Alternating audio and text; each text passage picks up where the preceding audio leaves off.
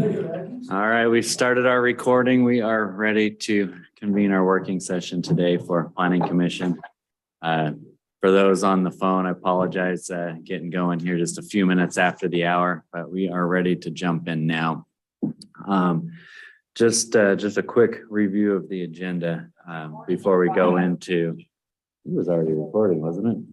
Yes.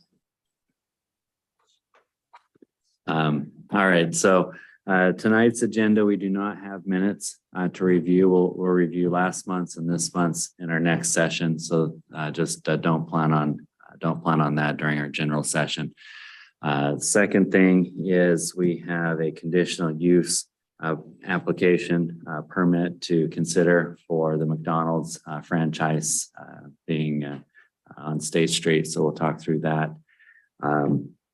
Then discussion about the accessory dwelling units based on the outcome from last month's city council meeting. So those are the two agenda items we'll be considering, and then we'll continue our review of the general plan due diligence as we go through that process. We'll continue to do that with Jake. Before I assume that's still the plan. What? The general plan discussion. Okay, Yeah. before we jump Ready to into. Before we jump into that, I did want to spend a few minutes in this work session just to make sure we're all oriented before we get into the general session on the conditional use permit application for the McDonald's franchise. So I have a question on it. And I'm trying to understand the need for the CUP at all, other than let me try to recap. We have a parcel of land that's zoned two different ways. One is as commercial general, and then it has some of the industrial zoning in the back part of the parcel. That being said, the operations of the McDonald's building, the footprint of it based on what was submitted is in the general commercial part.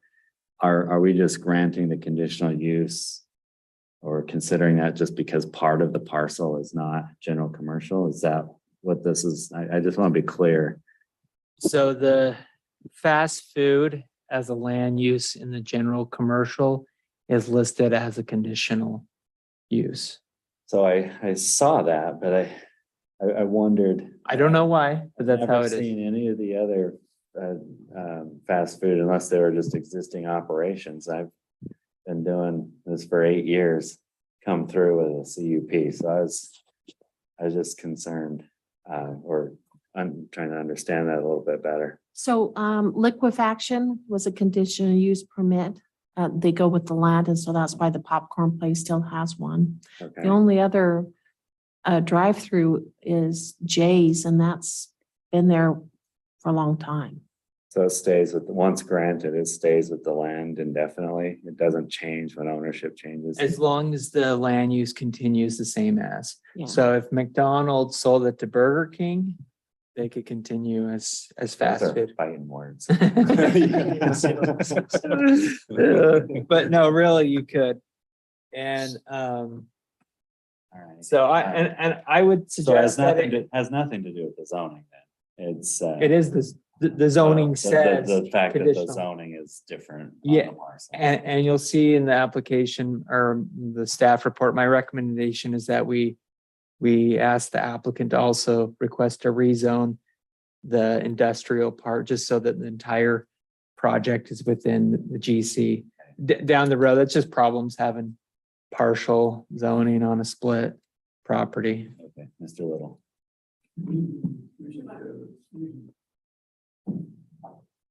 The reason Tricia shares me, the reason it's conditional use is in some situations it may not have enough space or capacity for their drive-through.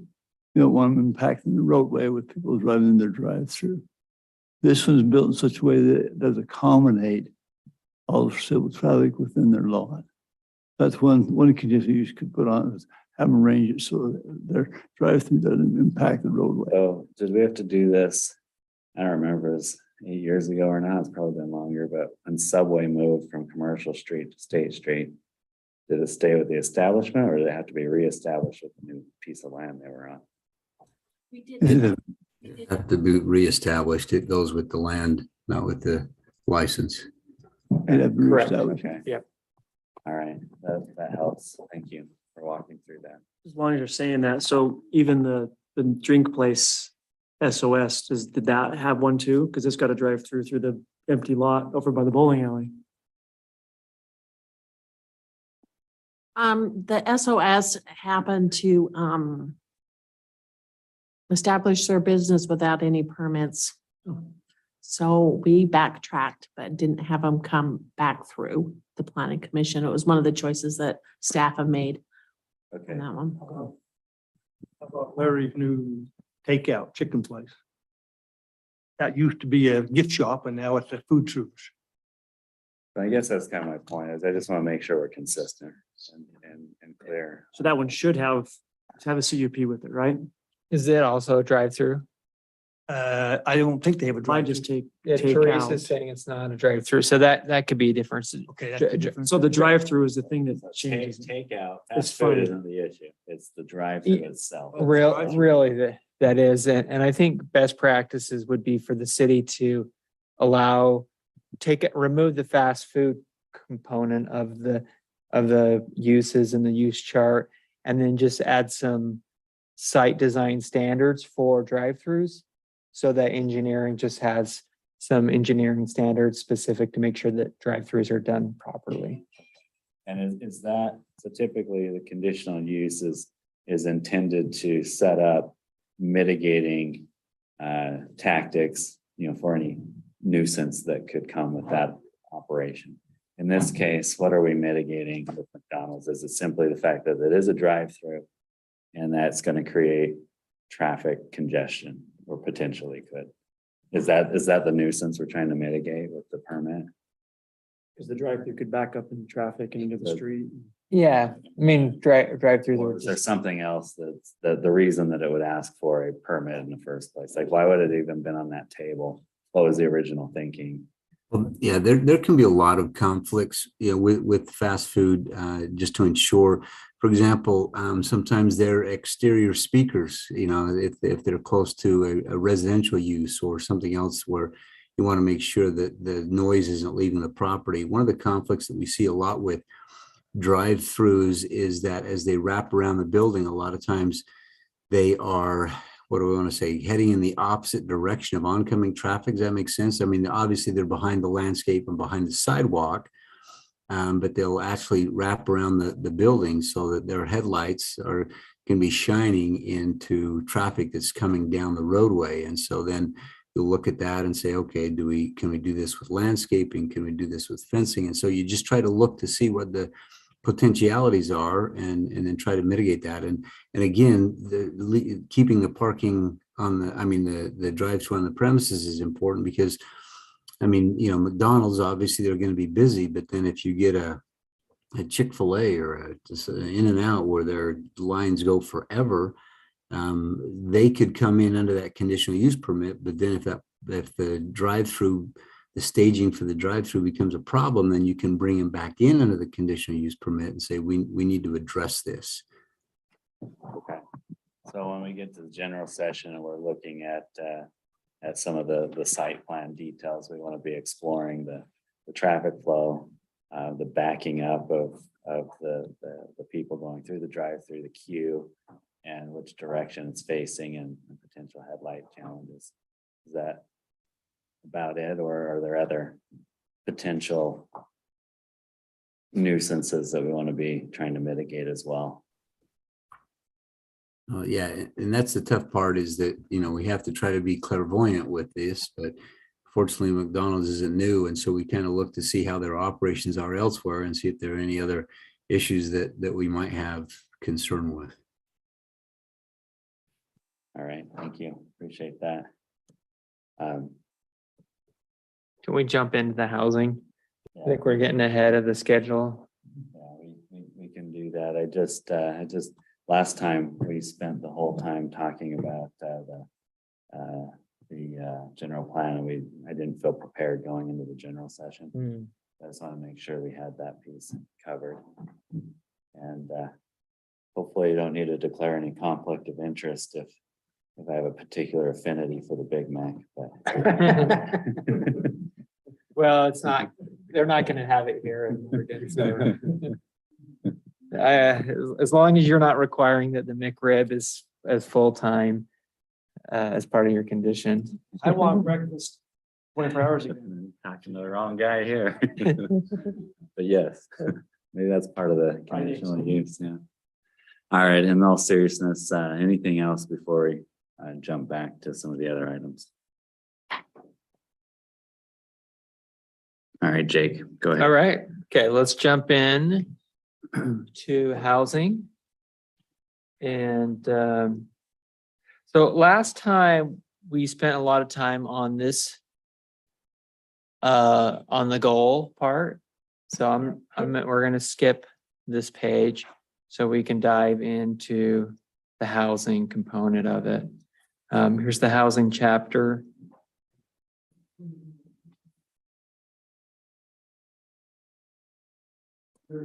Policy one. Okay,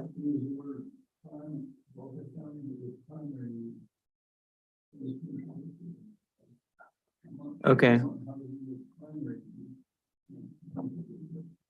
Yeah, and I have, in my notes, I have it as replace that with secondary use in the GC. Is that, would that be okay? Yeah, okay. So I have that as a second. Anything else on the goal and policies before we move on? Which one in particular, the seven, because I want to make sure. I'm Yeah, sensitive. we're not talking economic, Yeah, so that's off the table for, that's Just- fine. I just want to just make check. sure. So at the end of our session last week, I thought Justin made a good comment. I don't know if you remember what you said, Justin. It's basically about not focusing on wordsmithing necessarily. Each little piece of this, but focus more on the principle of what we're trying to accomplish. And then let that, I'm putting words in your mouth. Sounded very profound. I agree. Yeah, Um, I agree. Basically, we could argue the way the words are there 1,000 times over, right? So let's just, I think, to get through this, focus on the principle behind it. so this policy, I mentioned this before, transfer development rights. Does everybody understand that basic concept? Or I need a quick. Okay, so the idea behind transfer development rights is that through an ordinance, the city allows, there's two areas in a transfer development rights. There's the sending area and the receiving area. The sending area is land that you want to preserve as is. Agricultural lands, hillside, habitat, river corridor, lands that you say, we want this to remain like it is for forever, a long time. And then the receiving area is areas where you say, we would allow some more housing units to go in this location, so some density bonus. And how it works is that the city through ordinance, and it's all voluntary, the city allows the sending area, landowners, the farmers, those that own the river areas, to sell their development rights. It's absolutely legal. And they say, okay, I'm no longer going to develop and I'll sell it at market rate. How they've been going lately, at least in Mapleton where this happens, is about 30,000 a unit but it's all market driven. And so the landowner sells their development rights, and on the county records, on the deeds, it's recorded that they've severed their development rights and they can't build on it. So it is a conservation easement, so it's permanent. Then the developer that buys those through ordinance has some receiving areas, could be a downtown area. I'm not saying this is going to happen in Morgan City, but if it did happen, the city would designate areas where that would go, and then there would be a bonus density in those areas.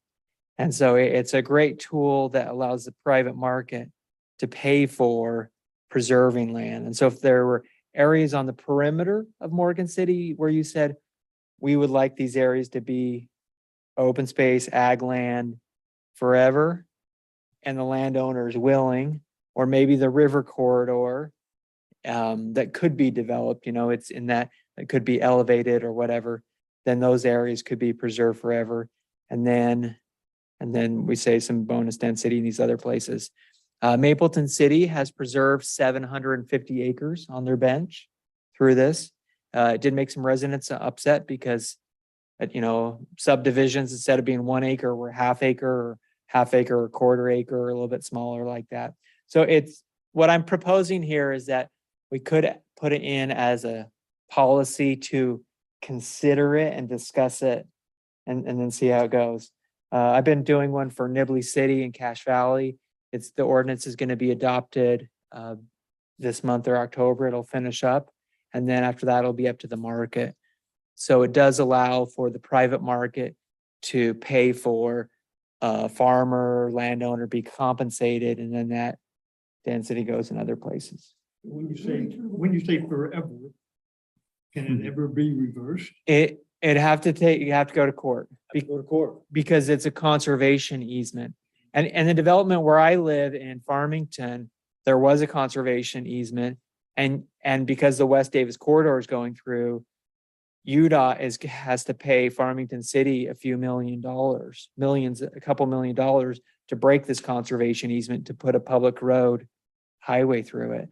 So yes, it can happen, but it took 2 or 3 years of court battle. Meant to be. And that just kind of shows you that it's about as strong as you can get because it's recorded on the deed.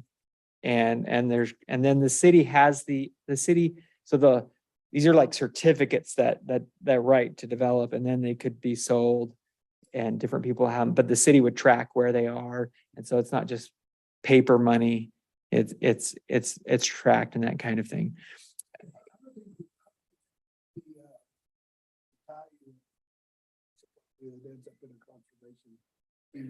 So the land doesn't necessarily sell. In Mapleton's case, quite a bit of the land did sell to the city, but the development right, it's all private market.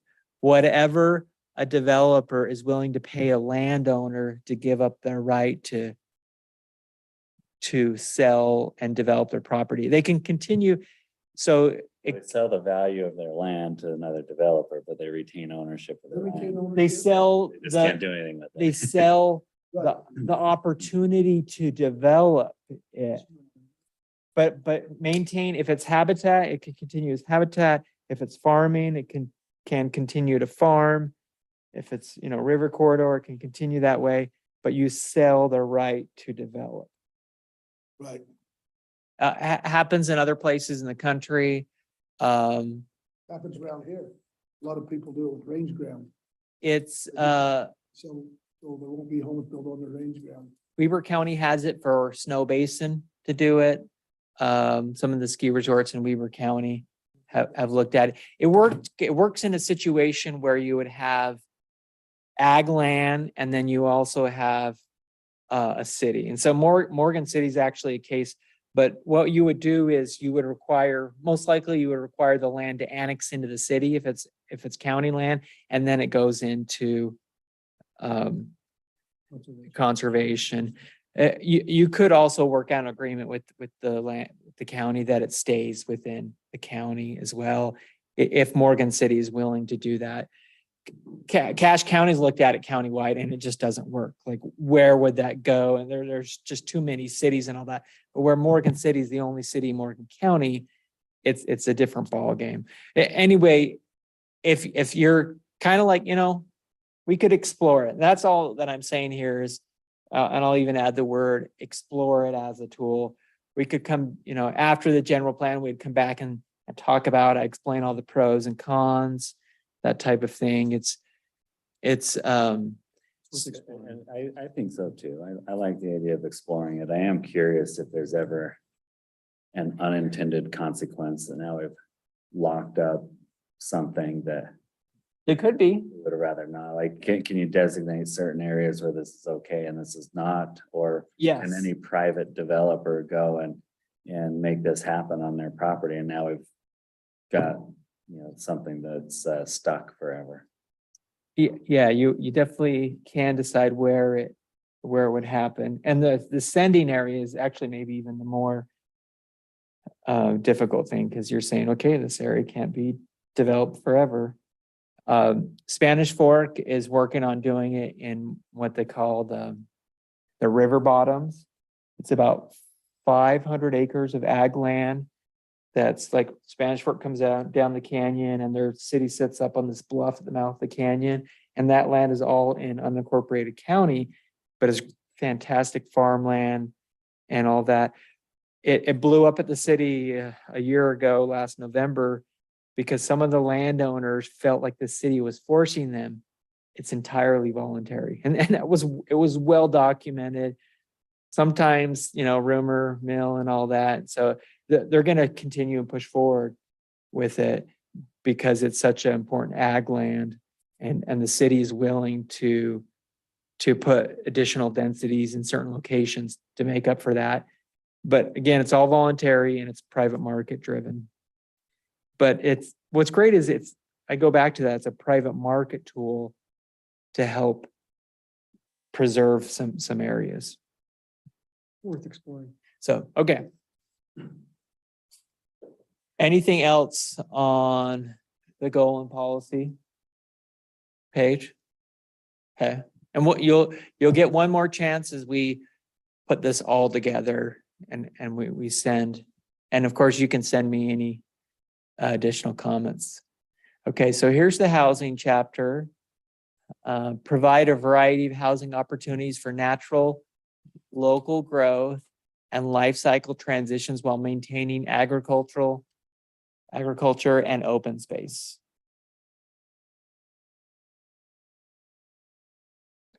Okay, anything else there? The natural local growth is interesting because that's saying that it's only Morgan City residents, like children living here, is kind of what that's hinting at. I don't know if you've ever done a survey to see how many Morgan City residents were 2 years old when they started, their life. Nobody's born here, right? Because you don't have a hospital, but certainly, raised here from the ground up. Okay, one thing I want to clarify, and it's a couple times in here. So Utah State Code requires cities of the 5th class, which I think that is Morgan, of a population of 5,000 or greater to have a moderate income housing plan that meets state code. Morgan City's not there yet. You're 4,200, 300, somewhere in that range. So you are approaching that.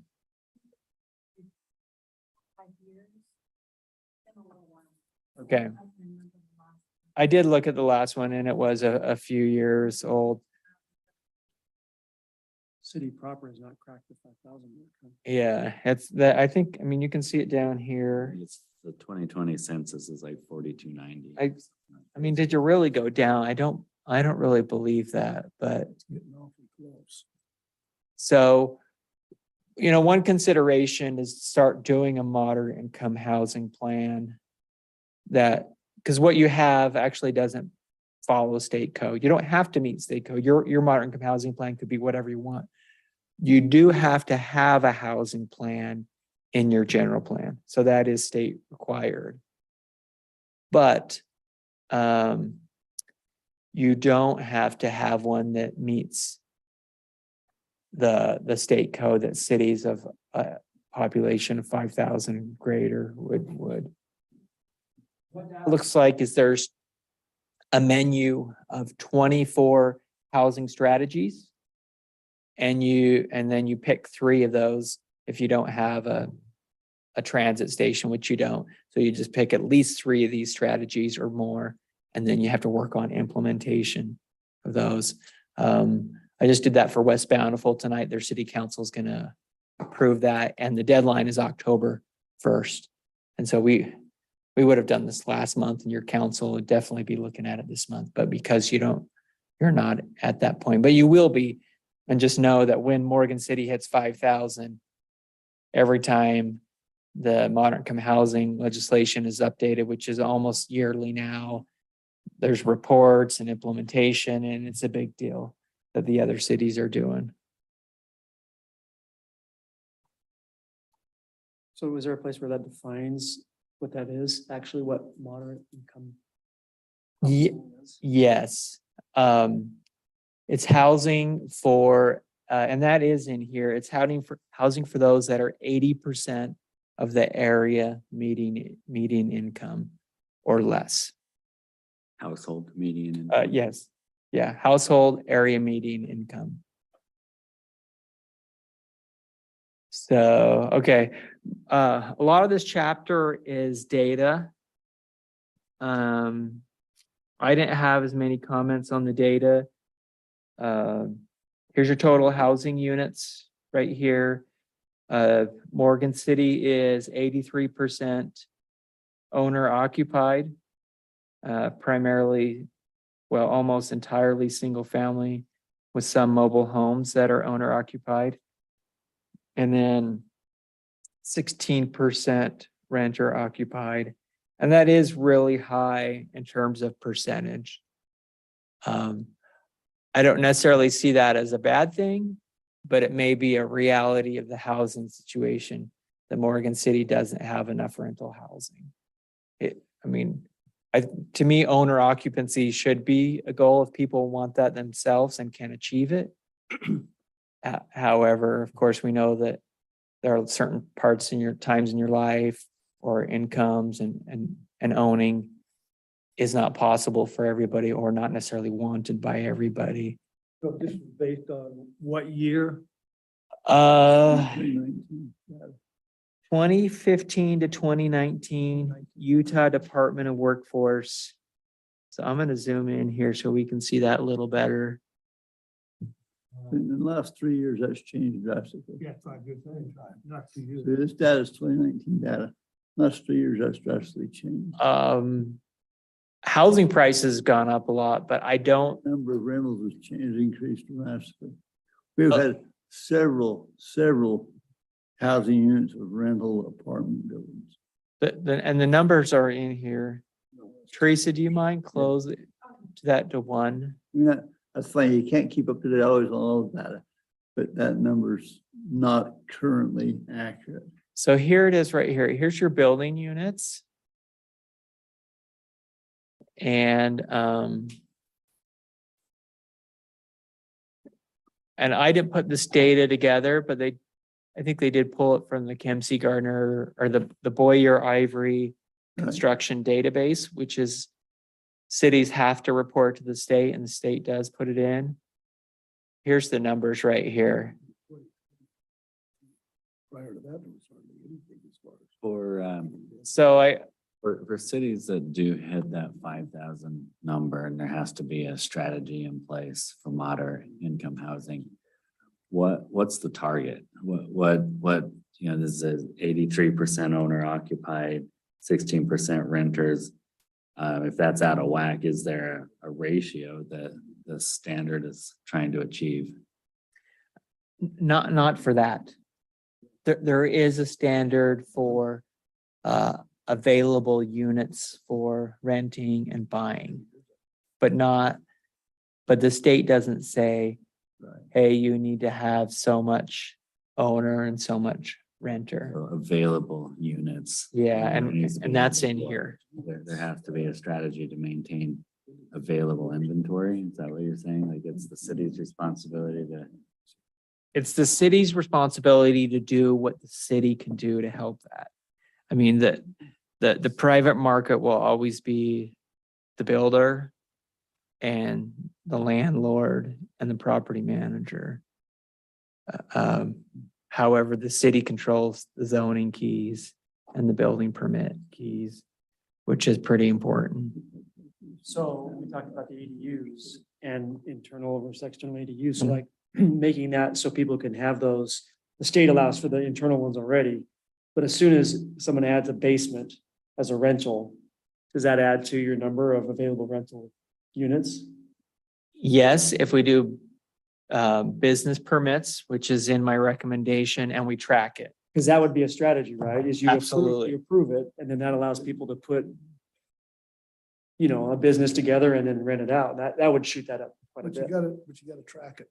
Yeah. Yeah, you gotta track it. Right now, there's a lot happening that's not true. It's no track. And in the cities in Utah that are ADU friendly, that have been for a decade, they have about 5 to 10% ADUs of total. So if you took all the single family homes in the city, and if Morgan City were ADU friendly, which you almost have to be, because every city has to be ADU friendly now, except for detached ADUs,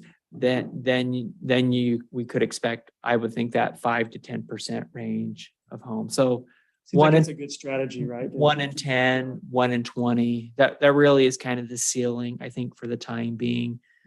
Places like Vancouver, Canada, which the housing's entirely different situation, they're 1 out of 4 households, 4 homes have an ADU.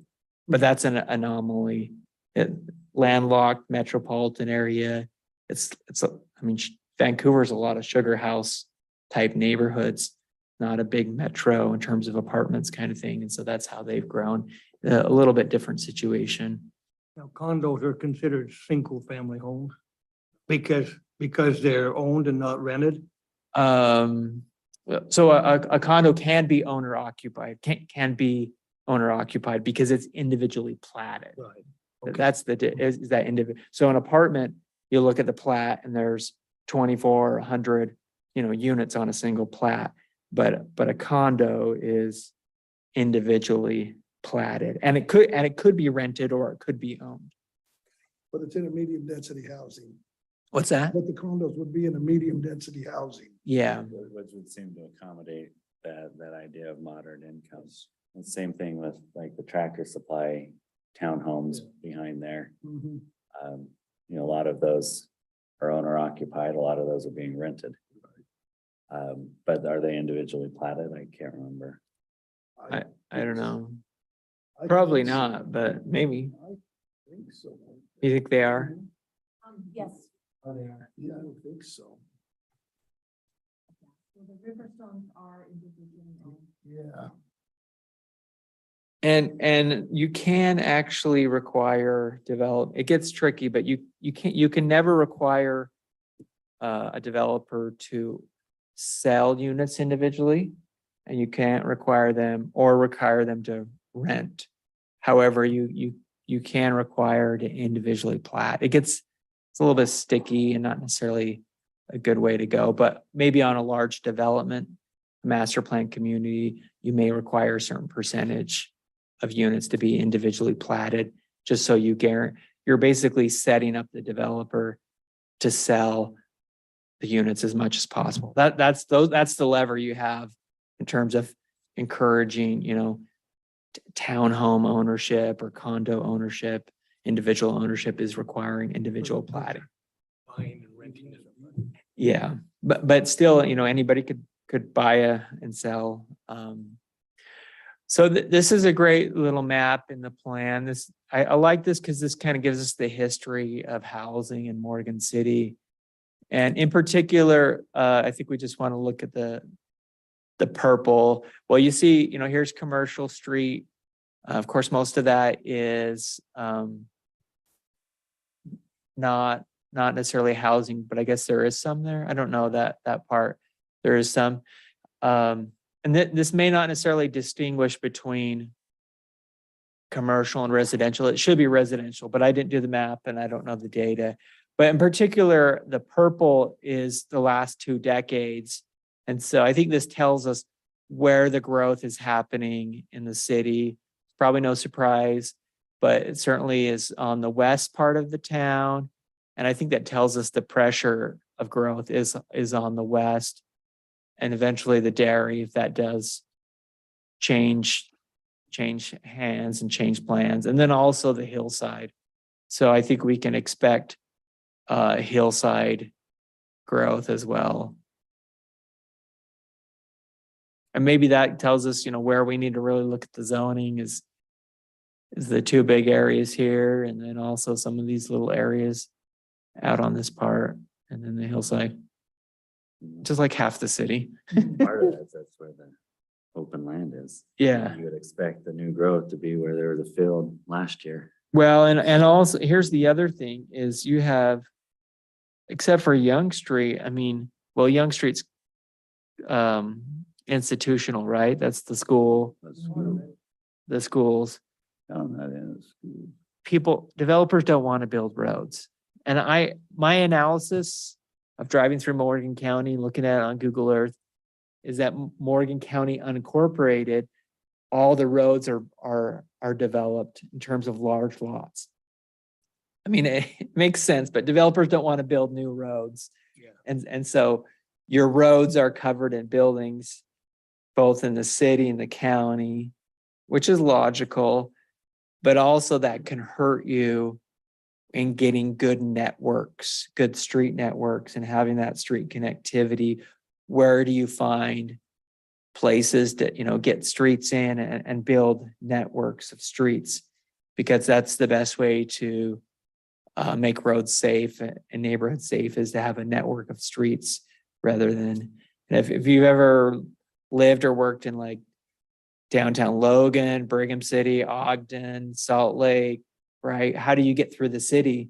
There's a million different ways, right? Each time you're going through, and that should be a good goal of Morgan City, is that over time there's a network of it.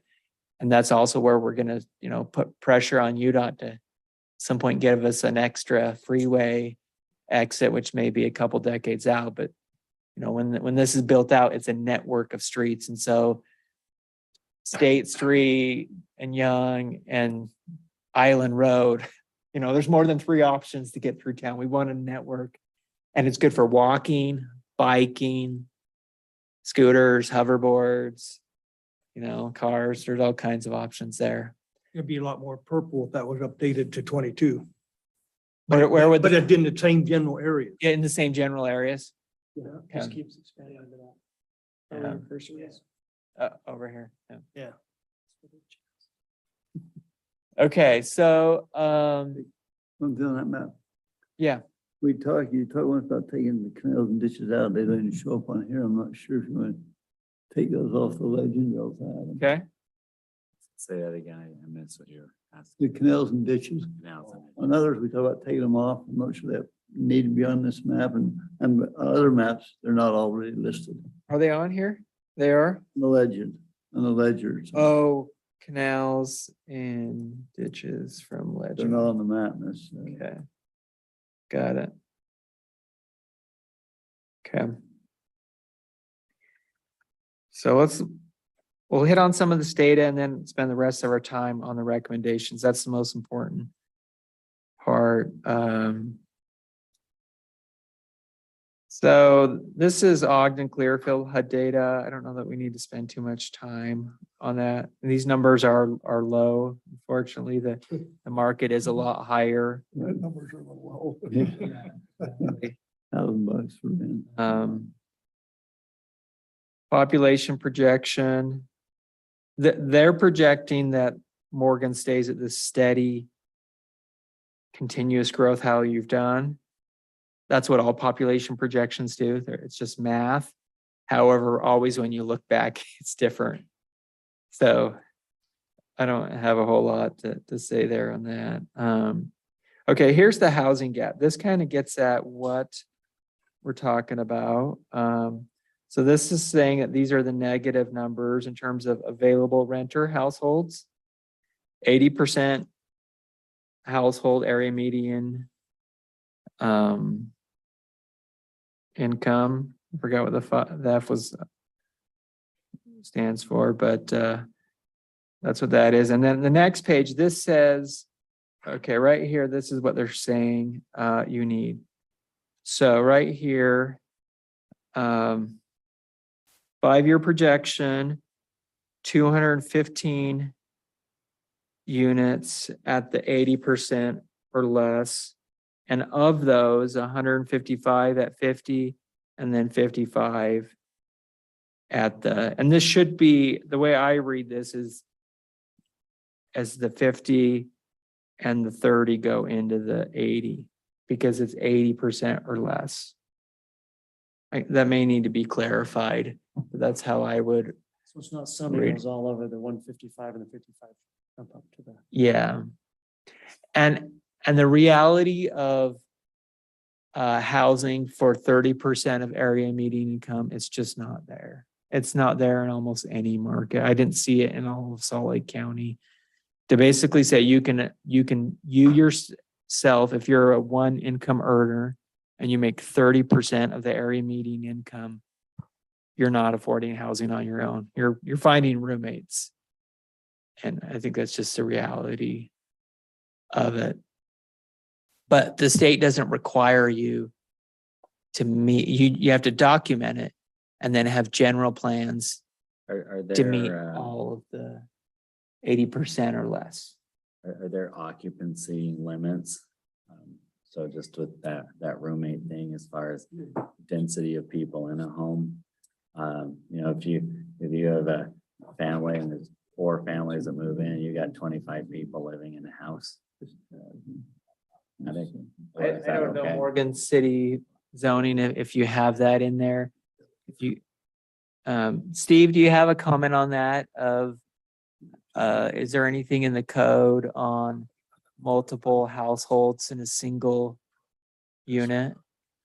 No, we just have the traditional definition of a family, no more than I think it's the 5 unrelated. This would be almost built. 5 unrelated. So that would be it. And that's very So typical. You could have a whole bunch more than that if they're all related. Yeah. I- But okay. that's the reality and it happens on occasion. And then looking out, here's kind of the 10-year demand at 400.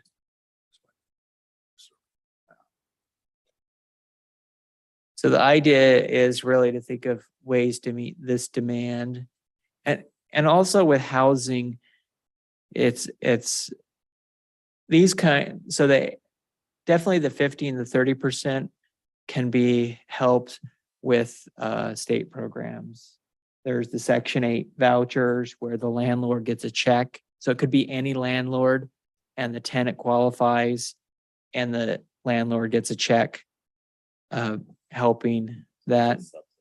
Yeah, subsidize. And then there's the tax credit housing as well, where the developer gets a tax credit for providing less than market rate housing, and that makes up for it as well. But that's the way that these 3 incomes can be helped.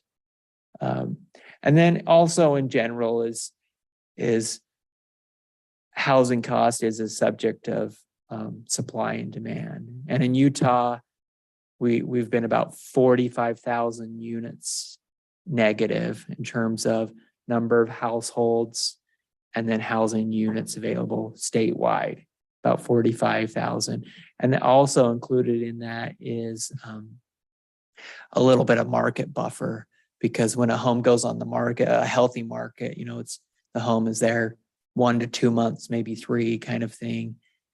And I don't know how it is now, but last year it was like 1 day or a week, right? You heard those stories. And that just said that there's absolutely no buffer. And the vacancy rates for apartments were at 2%, which is basically moving out and moving in, not necessarily that they had to, you know, offer any incentives to renters to come.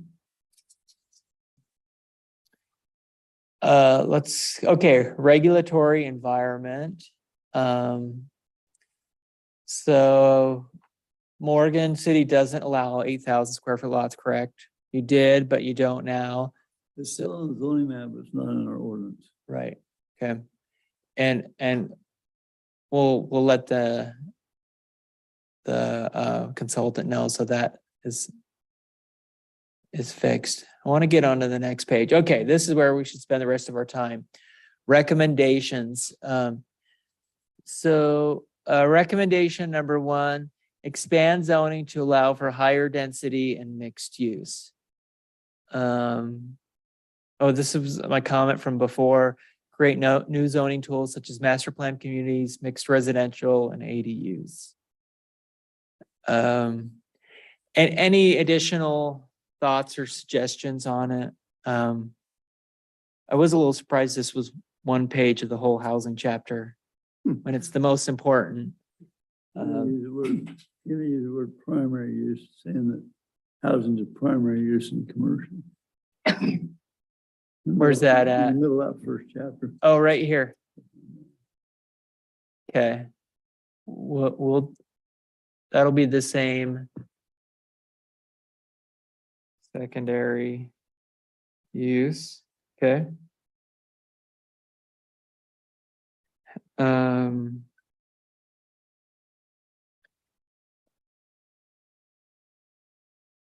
Any thoughts on this wording?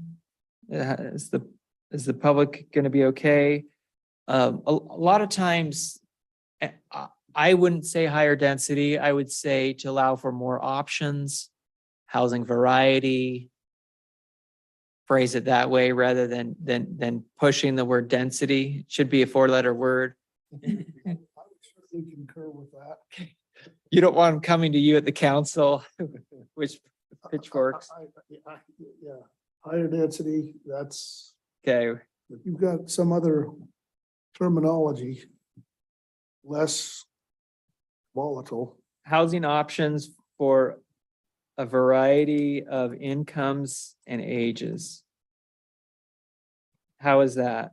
Because really that's what you're looking at, that you do have some senior housing, just married housing, young adults, singles. Demographics have changed a little bit the last decade. There's more single households than there was before. And maybe a single person household wants a single family home. Maybe they don't, maybe they want the yard, maybe they can't afford it. And so having that variety, that's a very different conversation than just talking numbers per acre. We're doing the same thing, we're just changing the wording. I Making it more think- palatable. I would argue it's a little bit different than the same thing Yeah. because it's targeted. It's saying, okay, do we have housing that's good for 55 plus or seniors? Walking, amenities. Do we have housing that's mixed in that's good for young families that are starting out or singles or things like that kind of thing? A little more surgical. It's surgical, but it's also reality language, right? You can always cram more units in, but if you want to say, what do these people look like? What does their house look like? What's their family Yeah, it situation feels like? like the variety of options, yes, this, including higher density. That is a component of it. It's not just higher density for the sake of higher density. It's one of the strategies among many. And maybe also what we throw out there is a focus on creating really two focuses. One focus is your downtown area does have housing, because that's good because people that live in downtown spend more money in downtowns, even a small town. Creates vibrancy. You see people on the streets, sidewalk dining, right? It looks active. And then the second, which is probably the bigger, is residential neighborhoods. So even as Morgan grows, it still looks like a nice residential neighborhood. There's a lot of great developments in cities that have some pretty good housing numbers, variety and options, but it's a good residential neighborhood. And I think that's a little bit different than a complex. Like you think about apartment complexes, like something just came to your mind, right? I said apartment complex, something came to your mind. But if I said a nice urban residential neighborhood that you would want to live in, that's a little bit different feeling, where the doors face the street, the units face the street. It's a place you want to live. So maybe the caveat here with this is maintaining quality residential neighborhoods. That's what goes with adding these options. It's always that check and balance of, can we add more of these different types of housing units? But also, are we maintaining this quality residential neighborhood? So mind if I ask a question? Yep. Jake? So I've thought a lot about this. So moving forward, so you've showed us some slides in the past of some really nice multifamily units that almost look residential, They are. Yeah. So I guess Single my- family I guess my attached, yeah. question is, as this body and the city council in the future looks at some of these proposed developments, like a multi-family or mixed density, is it unreasonable to ask the developer, just, okay, we want to know what it's going to look like? Does that make sense, what I'm saying? You know, could you yeah. ask for a rendering, you know? Because it's one thing to say, we're going to approve mixed density or higher, you know, or multifamily.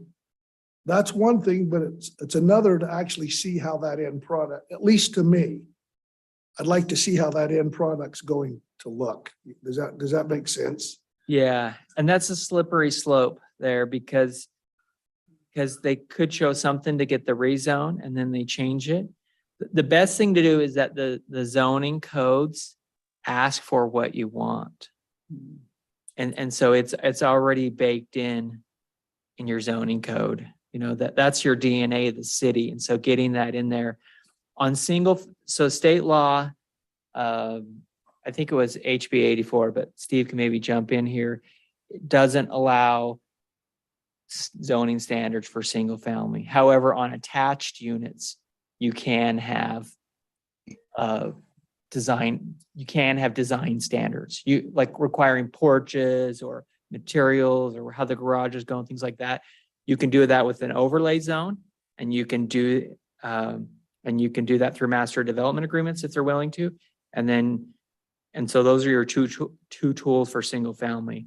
On attached units, you can do that. Steve, do you know on townhomes, is that design standards, did that stay in place?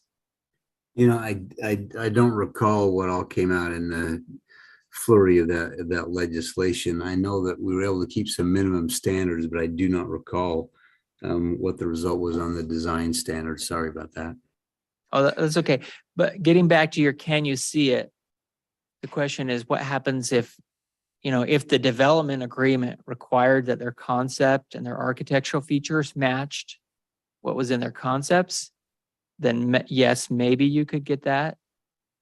But a lot of times, that's where that bait and switch can happen. And so that's where having the city ordinance require what you want is. So, Jake, I guess what I'm thinking is, Yeah. you may have somebody that's adamantly against mixed, medium density or multifamily. You know, I don't, 'cause Yeah. it conjures up a kind of an image that's not. So my question is as soon as I turn my phone off. So my question is, I guess my comment is, then you might show them like some slides you showed us here a while ago, and their whole perspective may change, that doesn't look too bad. I think I can live with that, And I guess that's kind of what I'm driving at a little bit, so. hey, Jake, and Tony referenced it, but your last meeting, you had the slides, if you will, and the presentation regarding a residential overlay zone, for lack of a better word. But that, Tony, I think it helps answer your question. To apply that overlay zone, all of a sudden says to the developer, we want to see what those plans are and see if they meet the overlay zone. At the council meeting, we instructed Jake to move forward with a review of that. And then secondly, Jake, you asked the question, does density matter? I think we don't have to go back just a couple of years, and probably the most outcry from our community in a public hearing was just that. And if you can picture this, we had a neighborhood that insisted on a 20,000 acre square foot lot. And we finally settled, we had three options, 10, 12, and 20. We finally settled on 12, which is not high density at all. But my point being is, we have a very sensitive community to density. So some way we've got to address that, some way we have to work through it. And I Certainly. would add to that, this idea that Tony was bringing up as far, not just the density, but the design. Somehow we need to think through that, and if it is building it into our zoning, then build it into our zoning. We've had an example, I feel, it's a small scale example, but recently in our town. We had a developer that had an existing product with apartments behind River Burger and said that you've seen our product, you know, we're gonna do this, and ultimately that was approved. And then what got built are these giant garages that we see with no front doors.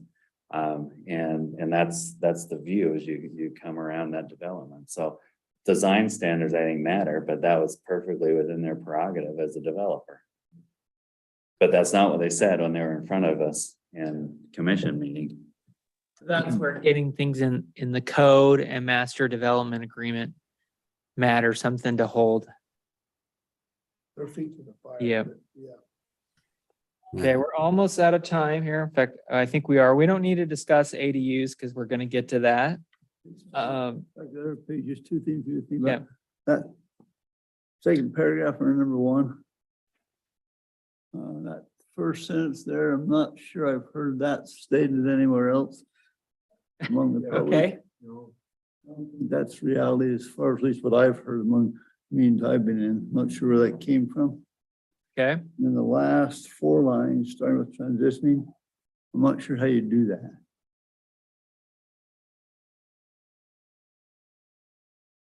Okay, Unless you're keeping agricultural in the county. I'm not sure how in the city we do those last four lines. Particularly when R18 doesn't exist, you're getting, talking about creating densities smaller than R18. And R18 doesn't even exist. I think you already said it and how you wanted to reword high density. yeah, That's what that is. Yeah. okay. That second paragraph, I'm not sure where that whole thing came from. I guess I'd ask you to look at that last paragraph. Okay. Don't need to do it now. I like the way you reword stuff, the way you do things. You're doing a great job. I ask you to read it, look at that. Okay. We are at or over the top of the hour, so we need to transition to the general session. Anything else? Just email me your comments. I'm expecting them from Ray. But the rest of you also.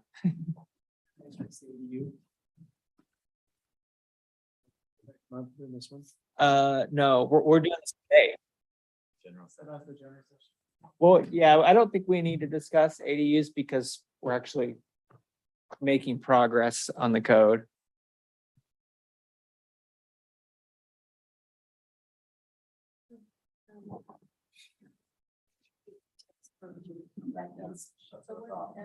From Steve.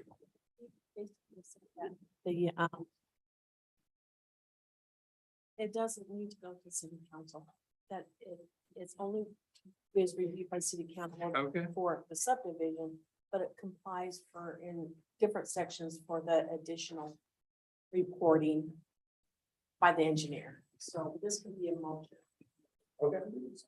And all that, So other than the reason, I have to come back. yeah, and then we would have to come back for that reason, right? Yeah, okay. So that could be pending the approval of the CUP pending. Okay. So,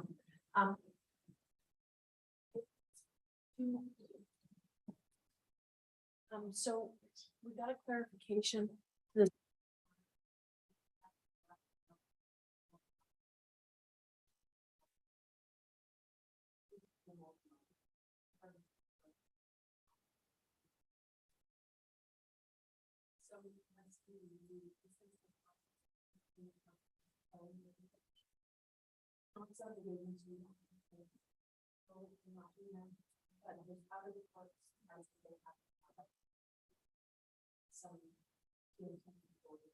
Things that are all relevant.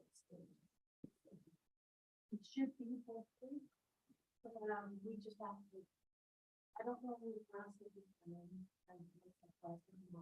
So then we'll be in for that. And.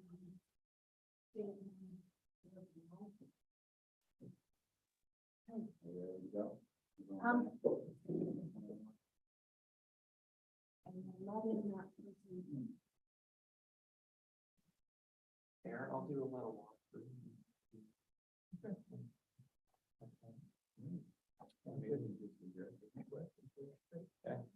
Yeah.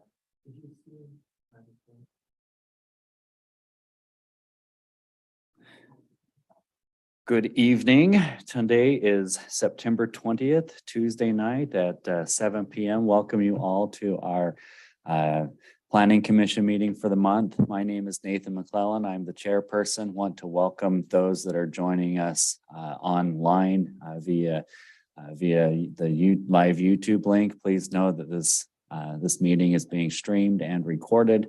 Keep that in mind as we go through tonight's session.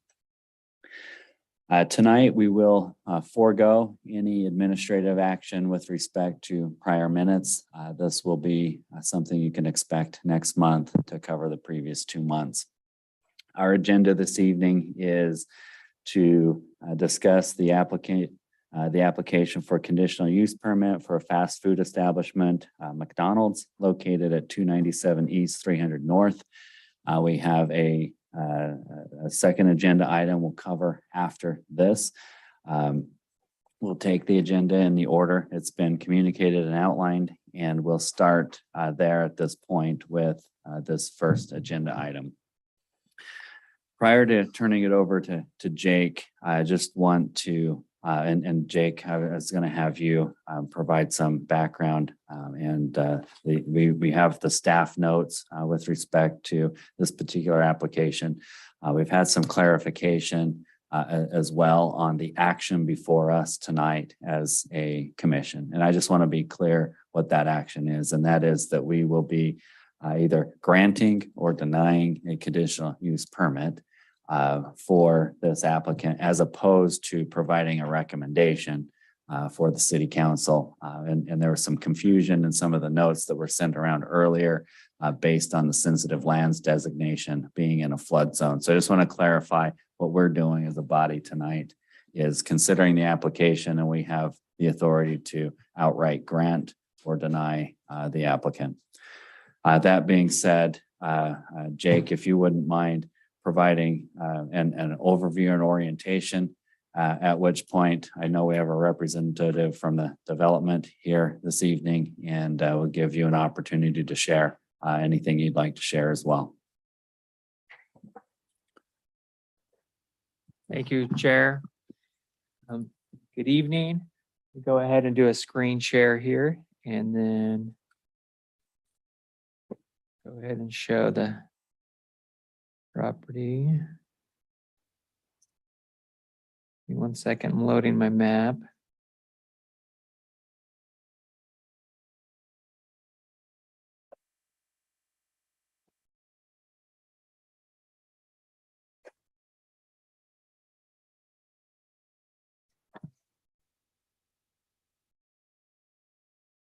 While you're loading that, I'm just going to make a passing side comment. I noticed the address on the applicant's application, and my day job is headquartered at 5588 South Green Street in Murray, and so we're practically neighbors.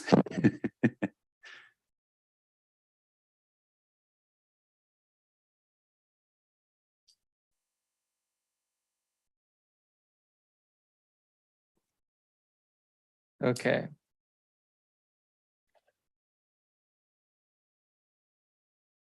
All right.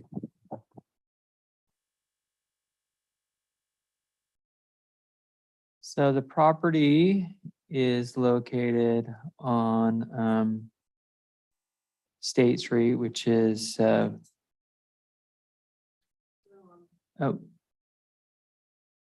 there we go. Right next to the grocery store, right here on the corner piece.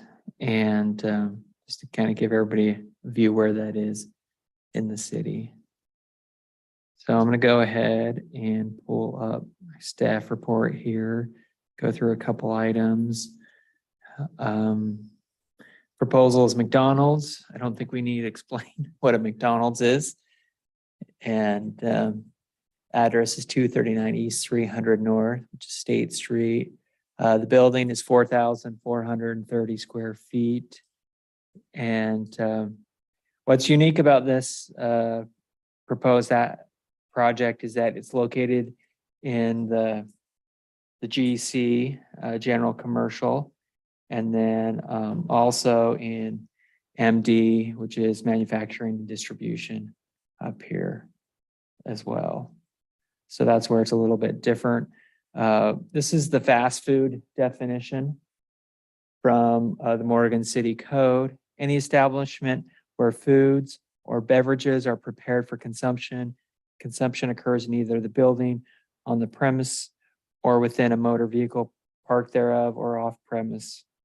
And I think, like as we discussed in the work session, maybe a difference between a standard restaurant and a fast food is the drive-through,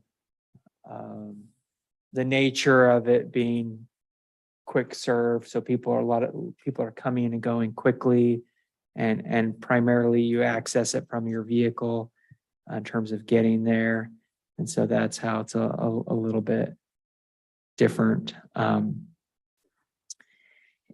And fast food is listed as a conditional use in the land use table.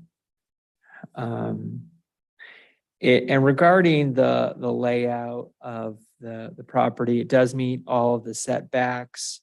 And it is in the sensitive lands. And I did speak with Matt Harvickson today, our city engineer, and the submitted plans do conform to the sensitive lands in terms of building elevation being raised up out of the floodplain. So if there is a flood, it's not going in the restaurant. And then also some of the other items. And those items with that, and I do actually have it here.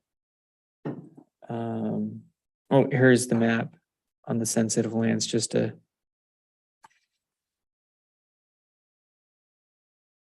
And that's freezing.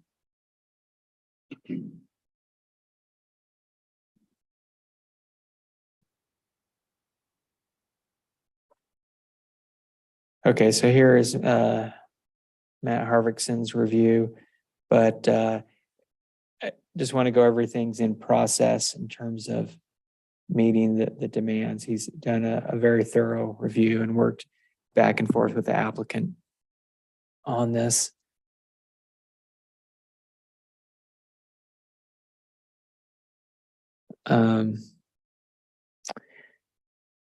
Building height is 40 feet, definitely conforms with that, and also conforms with the maximum lot coverage and also minimum landscape coverage. Here's the renderings. So it's always nice to see, get an idea of what it's going to look like in terms of buildings.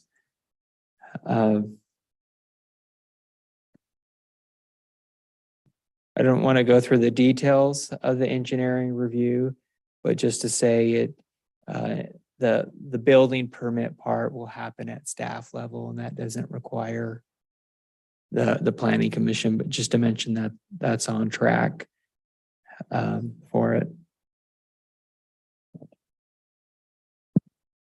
So at this point, I think maybe we just, Darren, if you want to come to the mic and introduce yourself and maybe answer questions.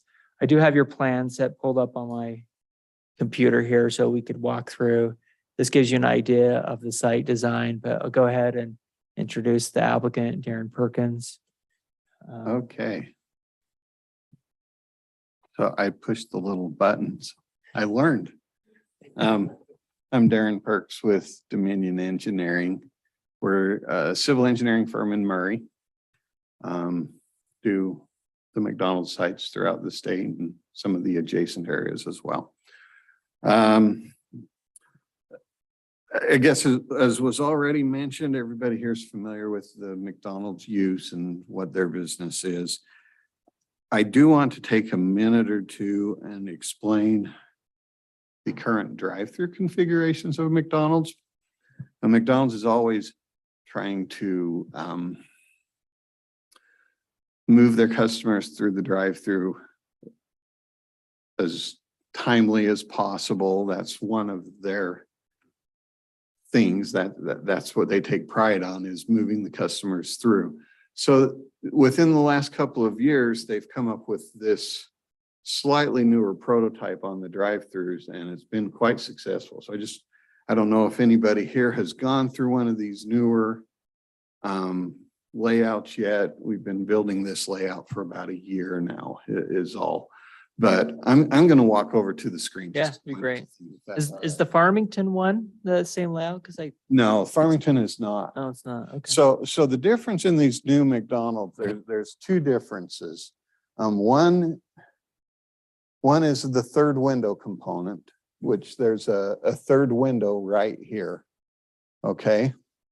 And the other component is this, which they call the roll forward lane. Okay.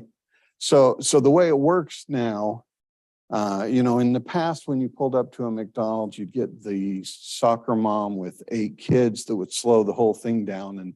And sometimes they would have that soccer mom pull into this spot here, and then they'd get the drive-through moving again. But they've kind of streamlined that process now. That's the purpose for the third window. So the first window is still the normal pay window. The second window is where you pick up your food as the normal customer. The third window, they will use to have a car advance to the third window if they have a large order that's going to cause delays. And you can see in the building layouts now, they've actually built this interior hallway that connects to the kitchen. So the employees can walk right up to that third window and deliver the food. They don't even have to leave the building. And so the owner operators of these McDonald's have been loving this. The employees, it's so much easier for them. Okay. So that's been a nice improvement. And then they also have this roll forward lane, which they will, if they get additional cars backed up, aside from one here, they will have them pull up here and then they'll walk the food out to them, which of course is their last preferred option, because then they're sending the employees out to deliver food out there and slowing down the process a little bit. But anyhow, the whole point is this third window and this roll forward lane has really dramatically improved the speed in the drive-through in the last year or so. So McDonald's is really liking this. They need a little larger sites to accomplish this, which this site is a larger site, so they're able to pull it off here. And it works quite well. So I just wanted to mention that, just to give you the rundown on this drive-through configuration. To McDonald's, they see a loss of customers if their drive-through isn't operating fairly quickly. They're not the In-N-Out or the Chick-fil-A that somebody's going to sit there and wait 20 minutes for their food. That's not McDonald's customers here. They want to get them through quick, keep the customers happy. They're there for the speed and convenience of the food. On the opposite side, so you've addressed, after ordering and how that queue is handled. Before ordering, if there is a backup, where do the cars back up in this rendering? So they actually have 2 different queuing options here. So we can queue lanes out this way. It's a 2-lane queue. We can queue lanes out this way. We could even queue a lane out into the grocery store parking lot. I'm not sure which way they're going to go. It's with that. intended to interconnect. My guess is they'll queue this way with both the Is that lanes. with cones or you're painting? It's not, I don't know how they're going to deal with this. This is Sure. going to be an owner operator. I can't fully answer that Sure. question, but I see the queuing going this way, but they could, in theory, even do a lane there and a lane here.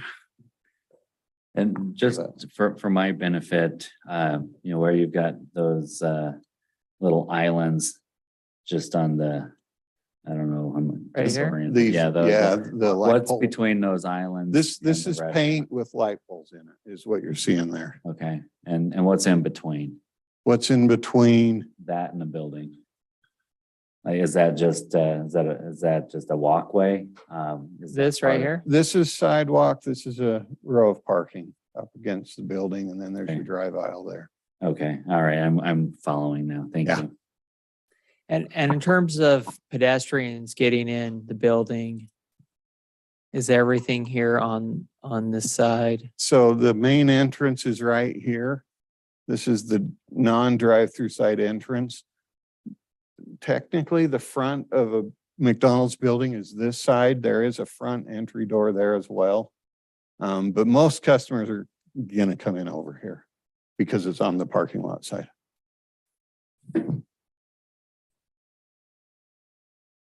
Is this screen touch It is. sensitive? When I touch it, it messes it up. I won't do that again. You can draw on it if you want. Yeah. Take the markers. Can there. you zoom in, Teresa? I don't know how to fix that.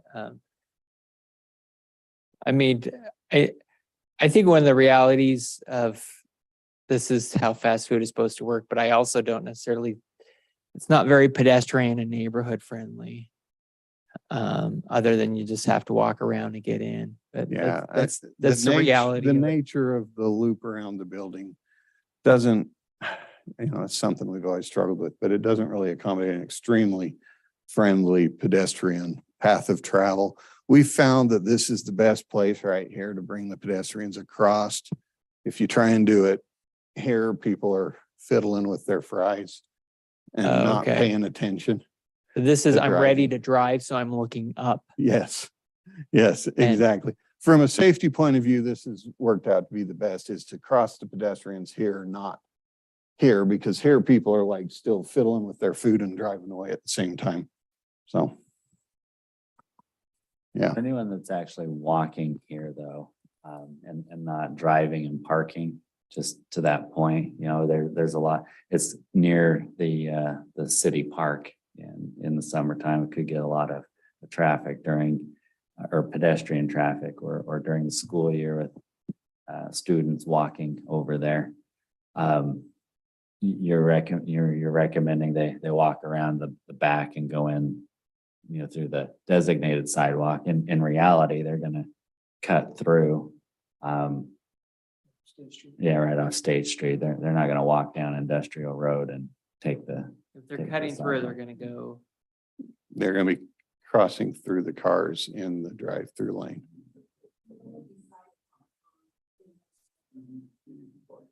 Yeah, as part of this, that is something that should be mentioned. As part of these improvements, we are proposing installing sidewalk along Industrial, the length of the Okay. site. And Most of the kids nowadays will be driving, not walking. Yeah, that's the unfortunate reality. well, the juniors and seniors might be, but freshmen and sophomores aren't. I'm trying to think if there's anything else I should orient to. There's a detention pond in that south corner.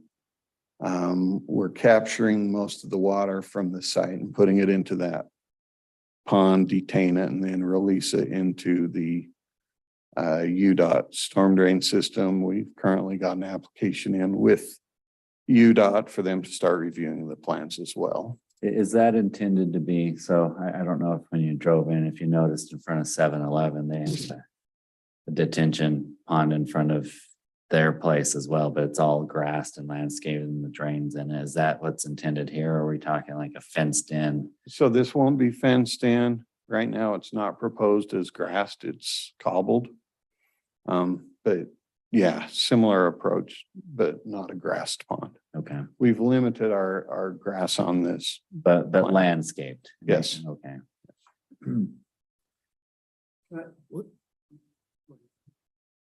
So where are the doors located? The customer doors, I'm gonna show without touching the screen.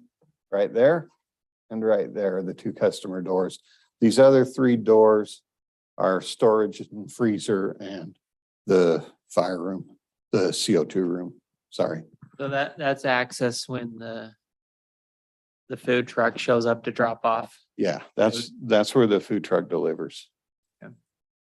And the drive is gonna be open to Ridley's, Yes, so there'll be cross traffic from Ridley's. and yes. McDonald's. We actually laid out the site completely different originally, and then Ridley's looked at it.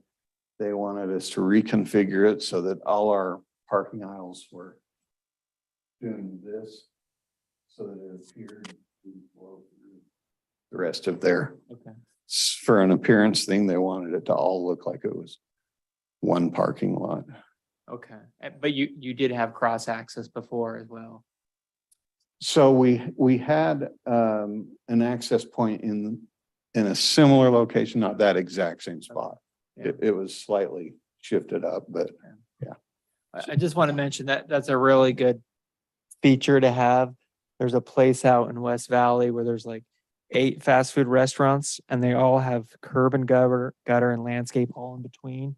And so you have to go on to 53 or 5400 West to get in between these different fast food restaurants. And it's a nightmare because, one kid may want something, another one, I mean, just having this cross access is a really good thing for safety, not sending vehicles back onto state to go next door. I mean, I'm sure plenty of Ridley customers will also grab a Happy Meal on their way out. Hey, Darren, I've got a couple of questions. Just before you jump in, Dave. Yeah.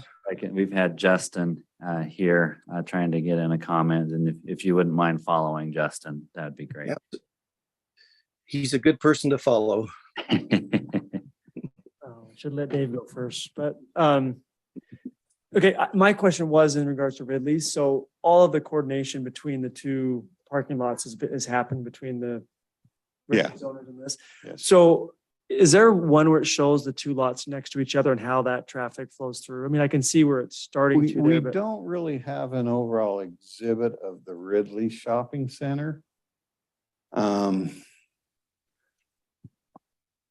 I don't think we have anything that's going to address what you want to see. okay, I mean, the idea there is that it's cutting in front of Ridley's store, like directly in front where there's kind of a lane now. And my assumption would be it would just continue.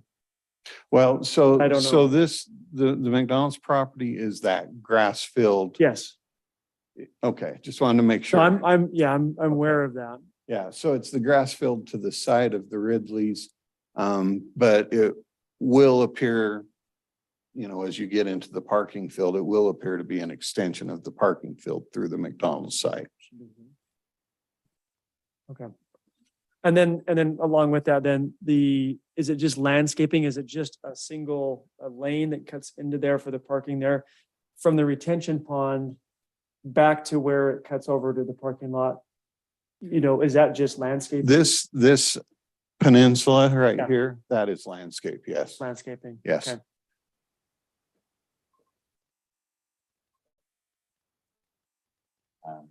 That's it. Yep. All right, Dave, go ahead.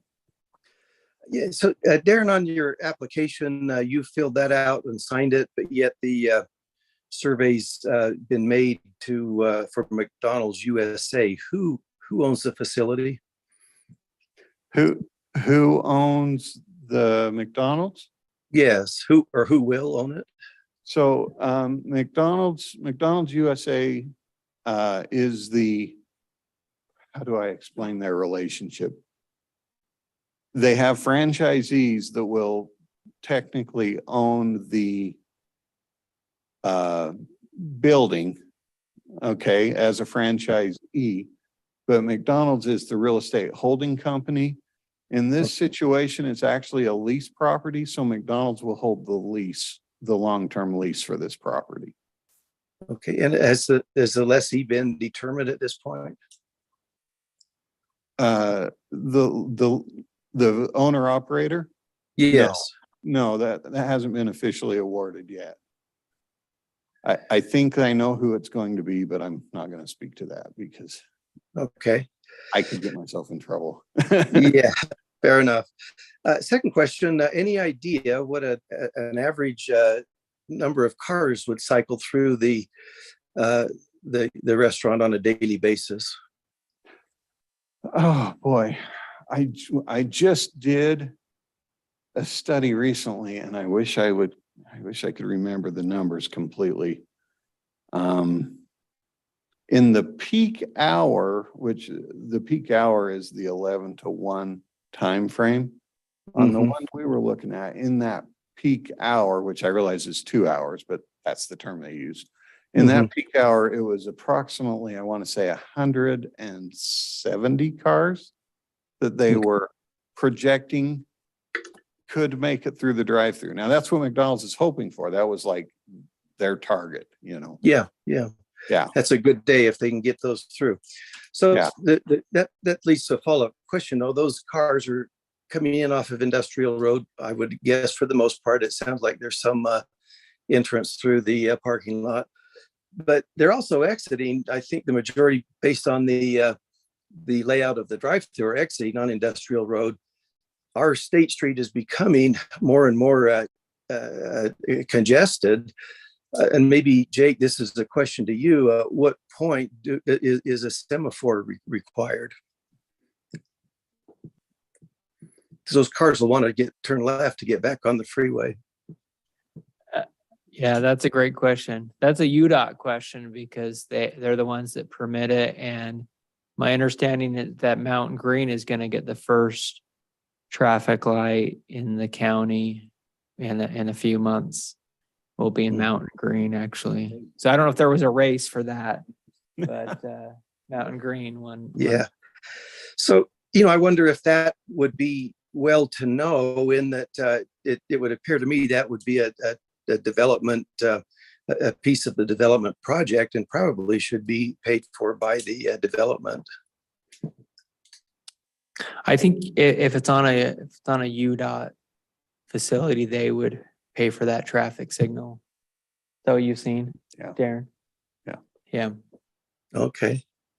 And so that is there's pros and cons of UDOT ownership of the right of way, but Yeah. that is one of the pros. And I think here's the man that could actually confirm that. We were just talking that if a traffic signal went in on State Street in Morgan City at some point, that would be a UDOT facility paid for and managed rather than Morgan City. Not that anybody's proposing that, and we're not pushing for it, but just a question by Dave on that. Yes, anything on State Street, I mean signage, anything has to be ran through and approved by UDOT.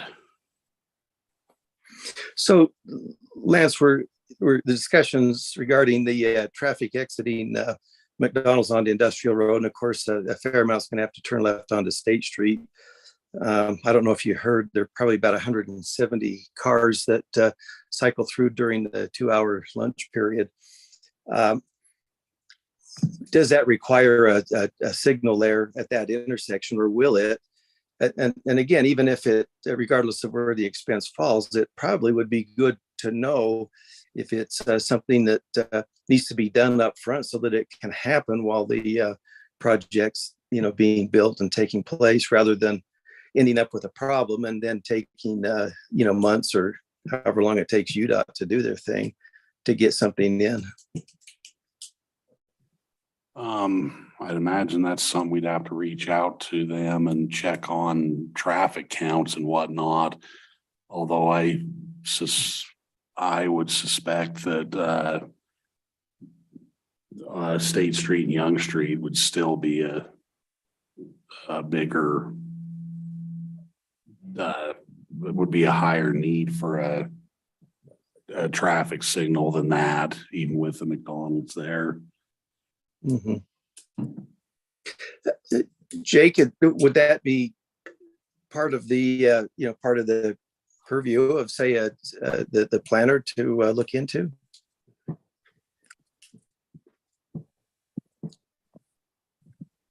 I think it's something that we could do in terms of long range planning. I could coordinate with Matt and we could talk with UDOT. We have been having conversations with UDOT about transportation planning overall in the city, but it would not necessarily pertain to the applicant in this project. We can't hold up the project for that. However, I think this does tie back to, we met with UDOT last month, the mayor, Ty, and myself, and Lance, and our conversation ended with, we're going to request from UDOT resources to do a very comprehensive citywide transportation master plan, really in the weeds.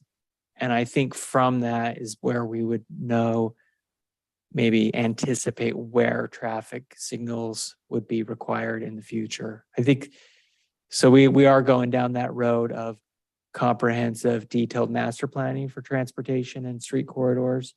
And then I think that's a great question as part of that process. Let's ask the question, where are we going to need traffic lights, if any, over the next 10 years? And UDOT understands that level of detail. So just a question with respect to the subject property. Is it the applicant's responsibility to conduct a traffic study or to initiate whatever traffic study is conducted? Or is this just bigger conversation that as a city, we should be aware, but it doesn't necessarily pertain to the applicant or the conditional use permit they're seeking? Correct. It is part of a bigger conversation. And I think it's natural that that question would come up. But also, in my opinion, it's not something that we want to require as part of the conditional use. If the city ordinance required a traffic study, then I think Matt would have already addressed that. And that didn't come up in my conversation or his review. Teresa, anything on that? Oh, he didn't indicate anything when we did that. And even on our pre-development, and the discussions about UDOT and the state road. None of it was anything to do with the study. Okay, so that's helpful. So just with the task at hand of considering the application for the conditional use permit, and of course we've been trained very recently that the default is approval. We need to, if that weren't the case, there's a big burden on us to understand why not. But also with the approval, the idea is that there's particular nuisances that we're trying to mitigate. Now, there's a couple things I want to understand with this one, and one, the nature of the property that's being proposed for this is sitting on two different zones. One zone is general commercial, and the other zone is manufacturing and distribution. Now, the building itself is situated on the general commercial part of the property. And in general commercial, fast food is a use that can be granted through a conditional use permit. In the manufacturing and distribution zone, which is the back part of the property, it's not permitted at all, even with a conditional use permit. So I want to clarify the land use specifically, and is it problematic that it's sitting on the split zone, or the fact that the building itself is operating in the commercial zone? As long as they have the permit granted, then they're good regardless of what happens in the back part of the property. So what I would say is, because the building is in the GC zone, then that's okay, as long as it has the conditional use permit. But also, I think it would be an appropriate recommendation to ask that the applicant to work with the city in rezoning the MD zone as GC, so that in the future, there's that conformity across the entire parcel.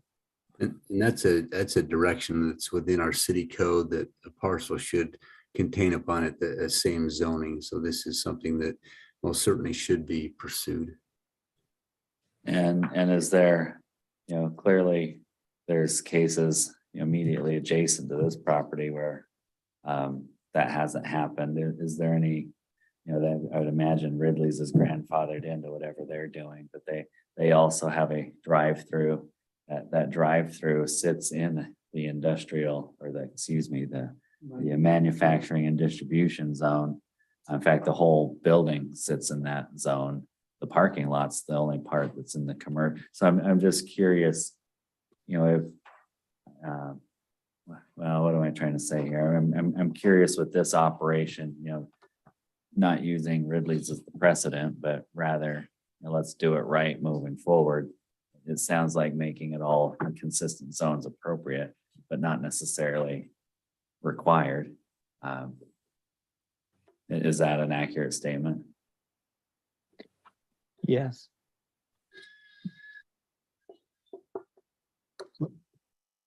May I ask a question, Mr. Chair? In that same light, so I mean, I could see where it would kind of tidy things up a little bit and clean things up, it was all zoned the same.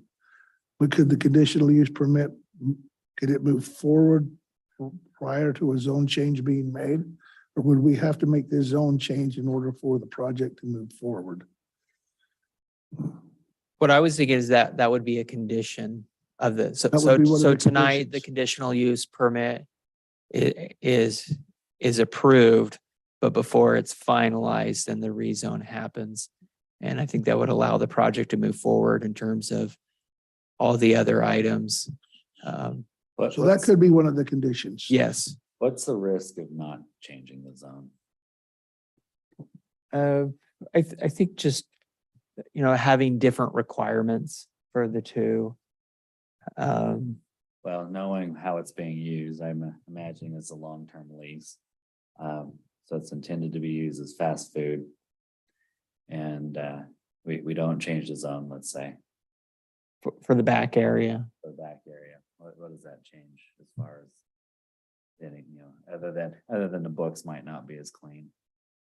I think it's minimal at this point, but however, if the GC zone changes or the MD zone changes in the future and the owner operator wants to, or McDonald's wants to make changes in the future, because if they're going to do a remodel change, and they probably will in 20 years, that seems to be the nature, there's a certain life cycle, then with a significant remodel, then they would have to look at zoning ordinances, and that's where we could run into conflict, because let's just say we change landscape requirements in GC and we do a little bit different in MD, then that could be, or setbacks or other things, or if they want to move on a remodel, they want, there's a life cycle of these buildings, and they want to put the building somewhere else that's splitting the parcel.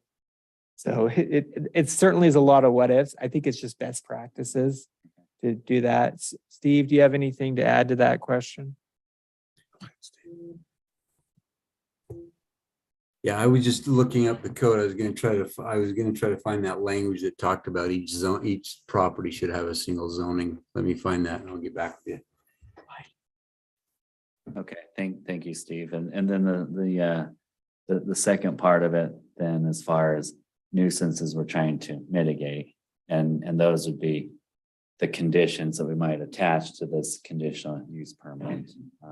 It sounds like one, that this is an issue because of the drive-through nature, and the applicants walked us through how the drive-through is going to be handled, so we can see that. I want to better understand if there's anything else with this operation, as intended to be used, that we need to consider for mitigation. So the pedestrian traffic, potentially the safety, is there light, is there noise, is there smell, is there, what other nuisances potentially would require mitigation with this that we should be discussing? May I ask another question? Teresa, could you bring up the site plan there? Yeah. Okay, so let me get my bearings straight here. So that one entrance, the one up in the corner you were talking about, the pedestrian entrance, down on the corner. Could you point it out once again? Yeah. The door? Are you Yeah, asking yeah, for? no, it's on that right there. It's in that corner, right? Right. Okay. So here's my question. So I can see kids coming from school. Maybe I'm out to lunch on this, but I can see them coming up State Street, crossing State Street, going through the parking lot. Are they gonna go across are they gonna go across the drive-through lane to get into that door? Now, it happens all the time. Chick-fil-A in Ogden. I can think Centerville, you have to go through the drive-up lane sometimes to get into the pedestrian door. I guess I'm just thinking of the one that's in Centerville right now, that you have to go through the the drive up lane if you're a pedestrian to get into if you're parked in the one area. And they just have it's very visible. It's striped. It almost looks like a crosswalk there in that drive-through lane. Does that make any sense at all to do something like that, or is that unnecessary?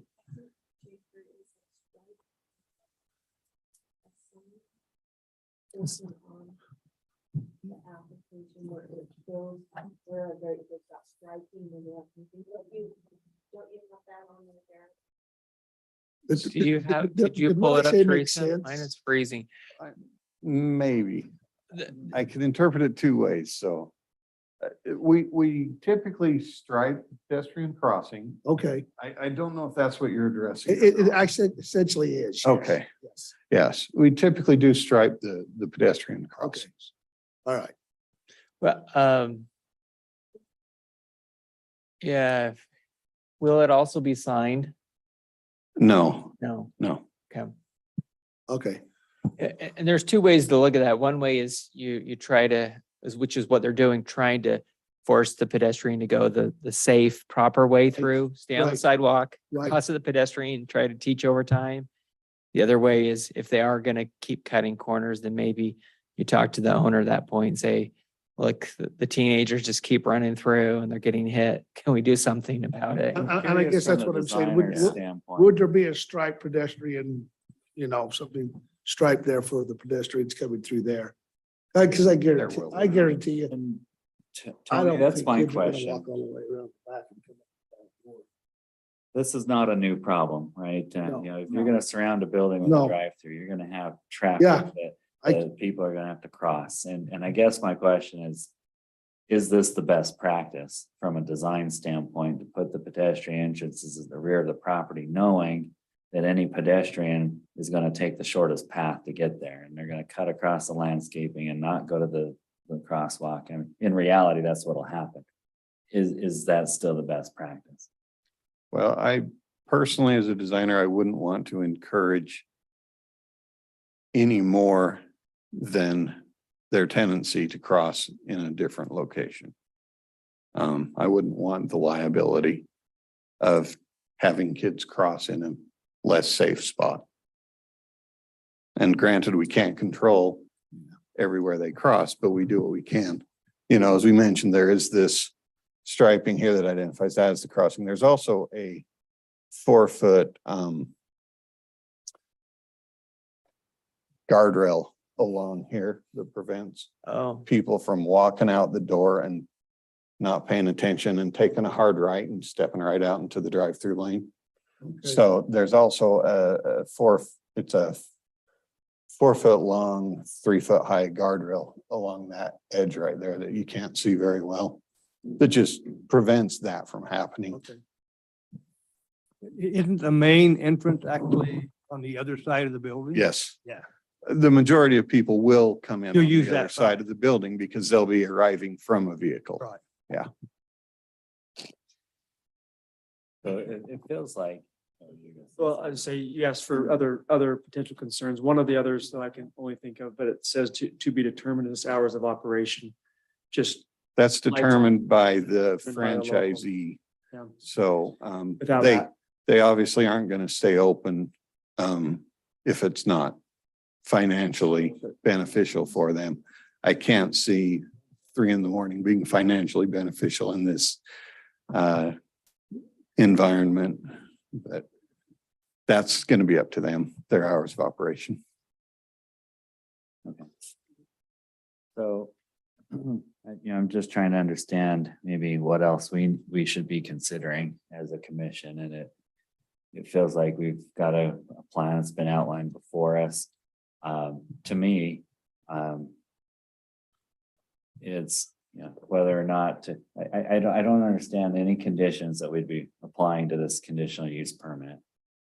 Other than, granting it, with the exception of, potentially talking about the zoning change, which doesn't necessarily feel like it's applicable to this actual application. Just an opportunity to clean things up. But You know, am I missing something? Other opinions? How about signage?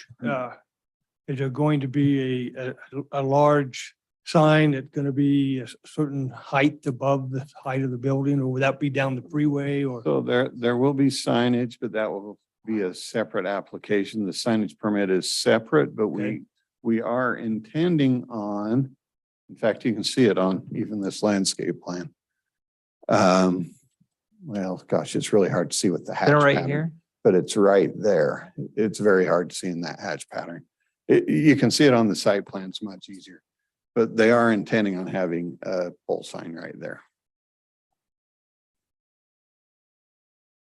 Mr. Chair, I think you talked about some of the things, the concerns, and I appreciate that because those are the things I've been thinking about too. One of those I think we talked about earlier in the work session was the noise, potential noise from speakers and such. If I see this right, it looks like some of that would be directed out towards State Street, some towards the parking lot in Ridley's.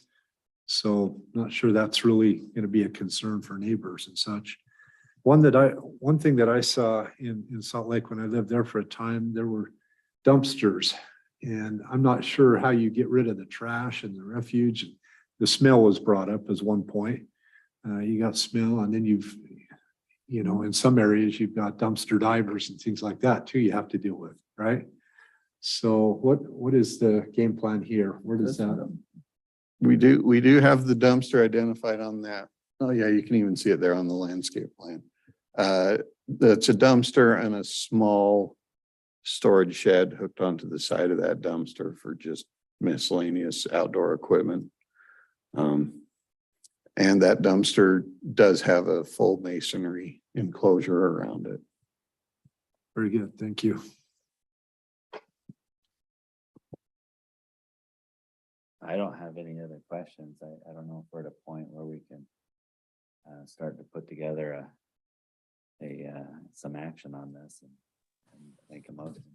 If anyone would like to do that, or if you have other questions, then now's the time to bring them I up. just have one comment or question, kind of both. Looking at the landscape plan, this is maybe a question for the applicant.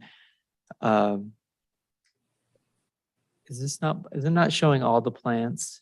Maybe, but a question is, so this isn't grass in here, which I think is No, that that's is not that's a grass. good thing for water conservation. And also there'll be rock or mulch or plants and trees. So that encourages people around. I think we're all more likely to walk through grass than we are to walk through plants. And so just maybe a question is, if it were a little bit more heavily vegetated, would that also encourage people to walk around kind of thing? It might, on this landscape plan, there is some grass, just orient everybody. So this darker stipple pattern here Oh, is okay. a strip of grass and then a strip of grass there. Okay. Planter bed there. This is a gravel mulch with a few plants in it already, but that's what we're currently proposing right now. So if there's concerns or thoughts there, I guess we entertain those now. That was just a thought. If it were a little bit additional vegetation, not necessarily high, but low growing. Vegetation choices could just deter Mhm. pedestrians. Yeah. Well, that I seems to be I related. think what Jake's getting at, correct me if I'm wrong. I don't want to speak out of turn. No, go for it. But the concern with cutting through right here would be eliminated more if there was heavier vegetation. That's what you're really Yeah, trying to say. exactly. And if that was the desire of the council, we would certainly accommodate that. I don't necessarily want to compromise aesthetics just to create a barrier. So I don't know what that would entail, but we'll have an opportunity at some point. This is not a concept approval. But after this, it's all building permitted staff. Okay. So if there is something you may want to recommend, that would be your Sure, time. I think that's appropriate to do so, yes. But we will see this again, right? A concept approval or? No, no, you won't. No. You'll see, It don't go through the regular approval process. it'll go through staff. You'll see a Big Mac next, Nate. What's that? They say you'll see a Big Mac next. Yeah. A conditional use, all day breakfast, ice cream machine works, you know. it's all- Yeah, my thought on the vegetation is I don't think it would compromise the aesthetic. I think it would just add to it. And just additional low growing plants, you know, let Darren decide what that looks like. But just adding additional, you know, based off of our concerns of pedestrian safety and cutting through teenagers and others, just increasing that area, you know, additional plants. I just don't want to be a bunch of rocks. I understand our water situation, but that's not necessarily the answer that I would pursue. It would be a lovely place for a bunch of media land roses right through there. That would look good. That would take care of the problem. That would, those are the roses you see at Station Park. If you've seen all the low growing, they're about 20 inches tall, 24, no higher. And they are roses, so they look beautiful, but you learn once you walk through roses once, you don't do it again. Well, then, that being said, if we're not gonna see this again, I do have one other thought, and that's just about that detention area. And I kind of the same idea. You know, aesthetically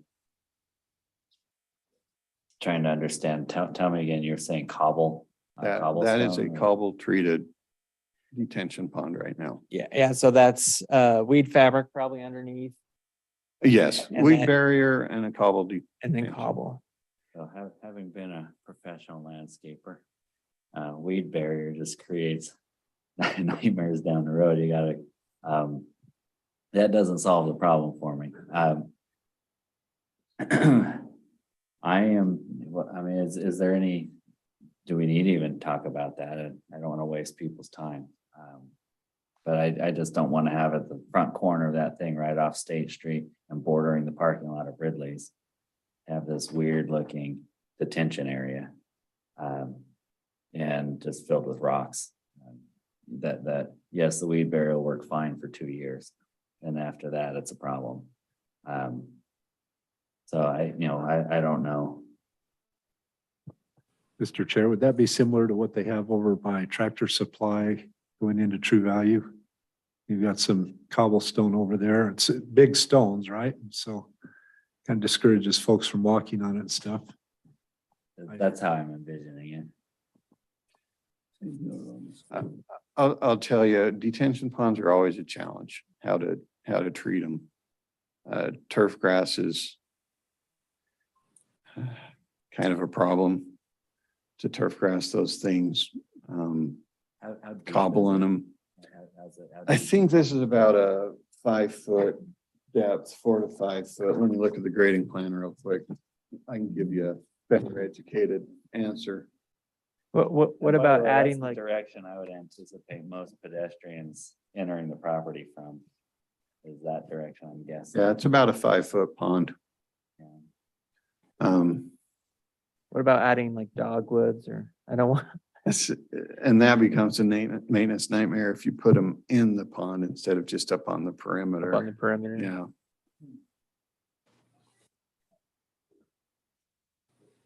Well, I don't want to make a mountain out of a molehill if that's not an issue for other people, but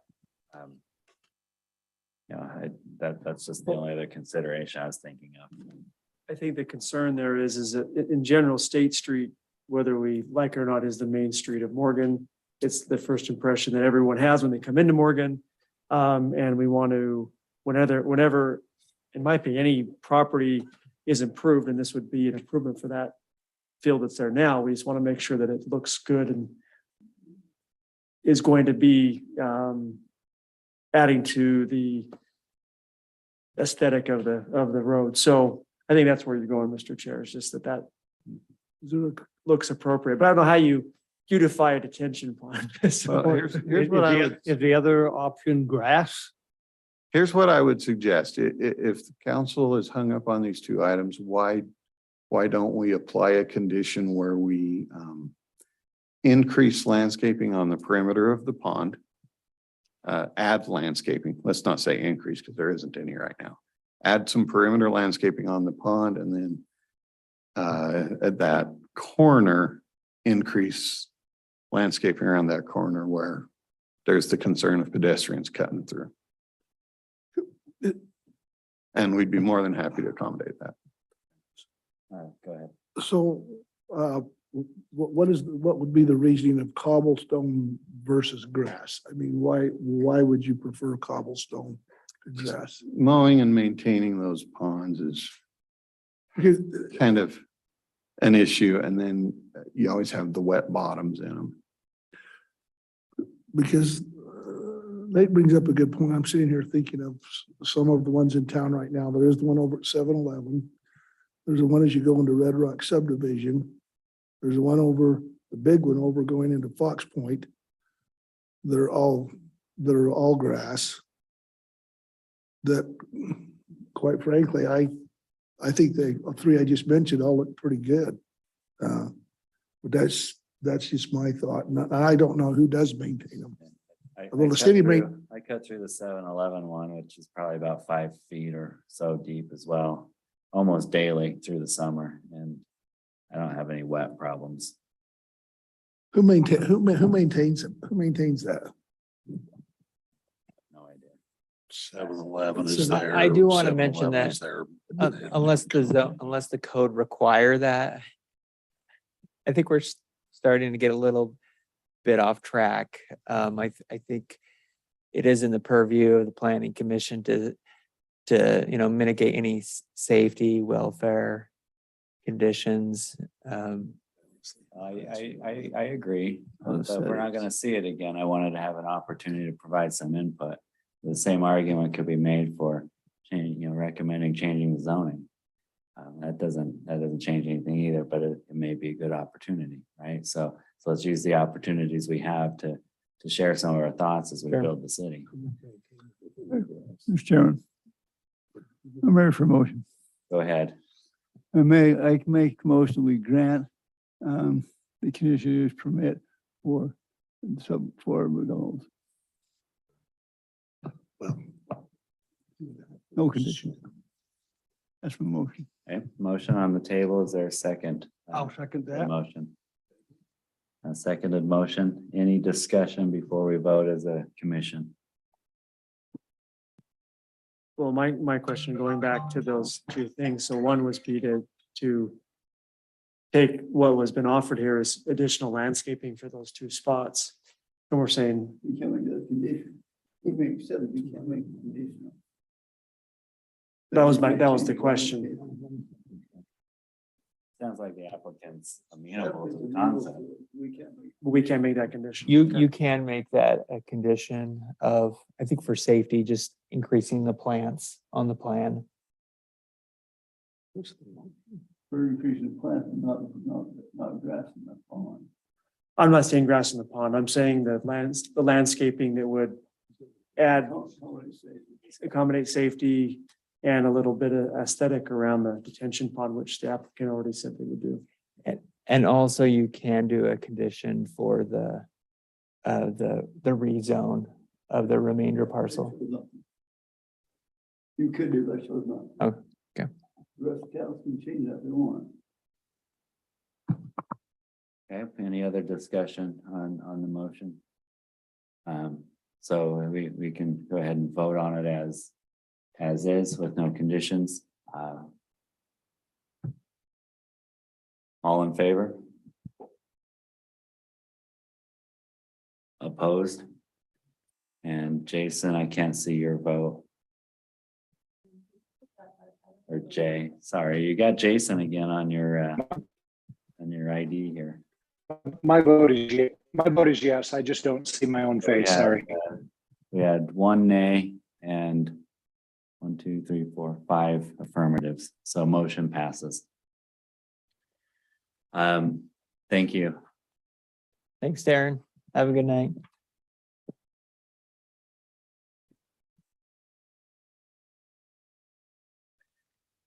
Let's move to our second agenda item, which is a discussion regarding accessory dwelling units. This is a follow-up from a discussion we started in our last meeting last month. And then this also went to the city council where additional direction was provided. And before jumping into that, let me just, I'll be turning it over to Jake as well to walk us through this piece of the agenda. So Jake, I'm turning it over to you. Thank you, Chair. I'll go ahead and do a screen share here.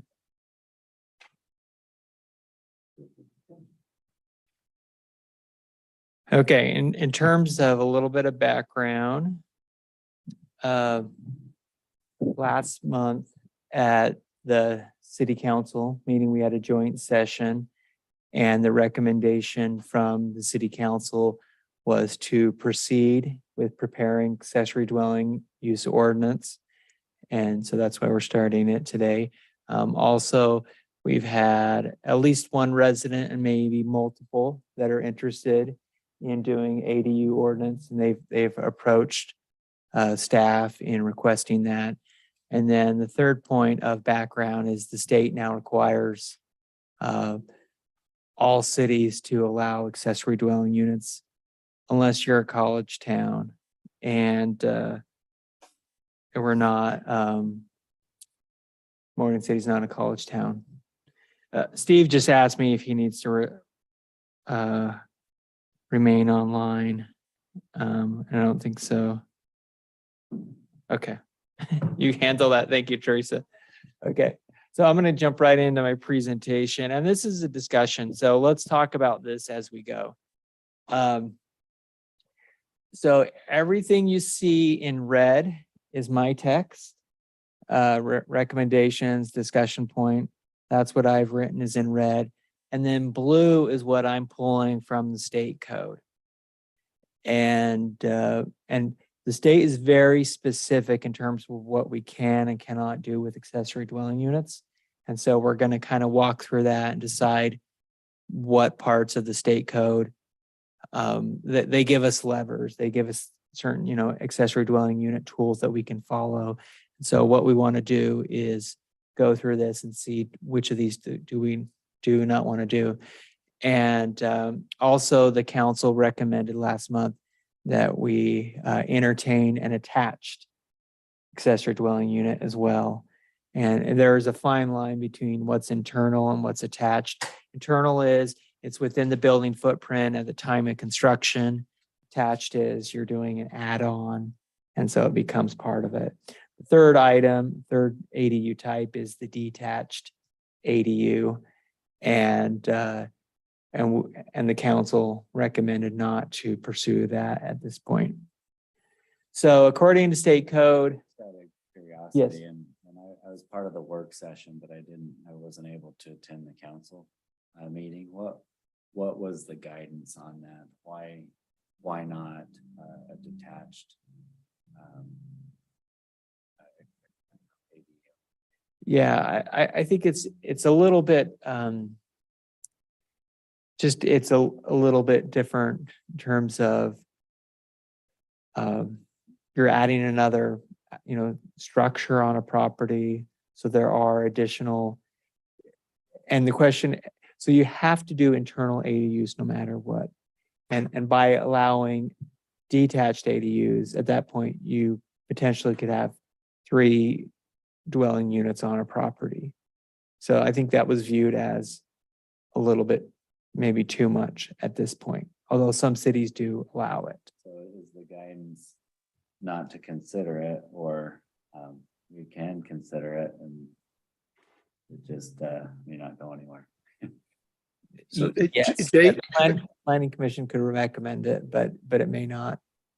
It looks like Dave has a comment. yeah, I could give a little bit of help there, Nate, to answer the question. I think 2 things. One, the council felt that we need to fall in line with what the state was doing. And remind me, Jake, if this is incorrect, but the state does not require an attached, a detached requirement in our ordinance. Secondly, I think you were right there also, Jake, in that the detached is just more intense and I think it'd be maybe a little bit harder sell to community, to neighbors, if we've got a separate standalone building, on a piece of property.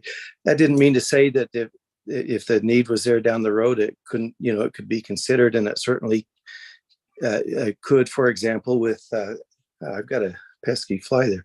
It could be considered on even subject to building lot sizes and so forth. But the internal as well as the attached seem to line up nicely with the state, and felt that we would pursue that first. That's helpful, Dave. Thanks for the context. And the reason I bring up the question is in our working session, we talked about having, having a variety of options.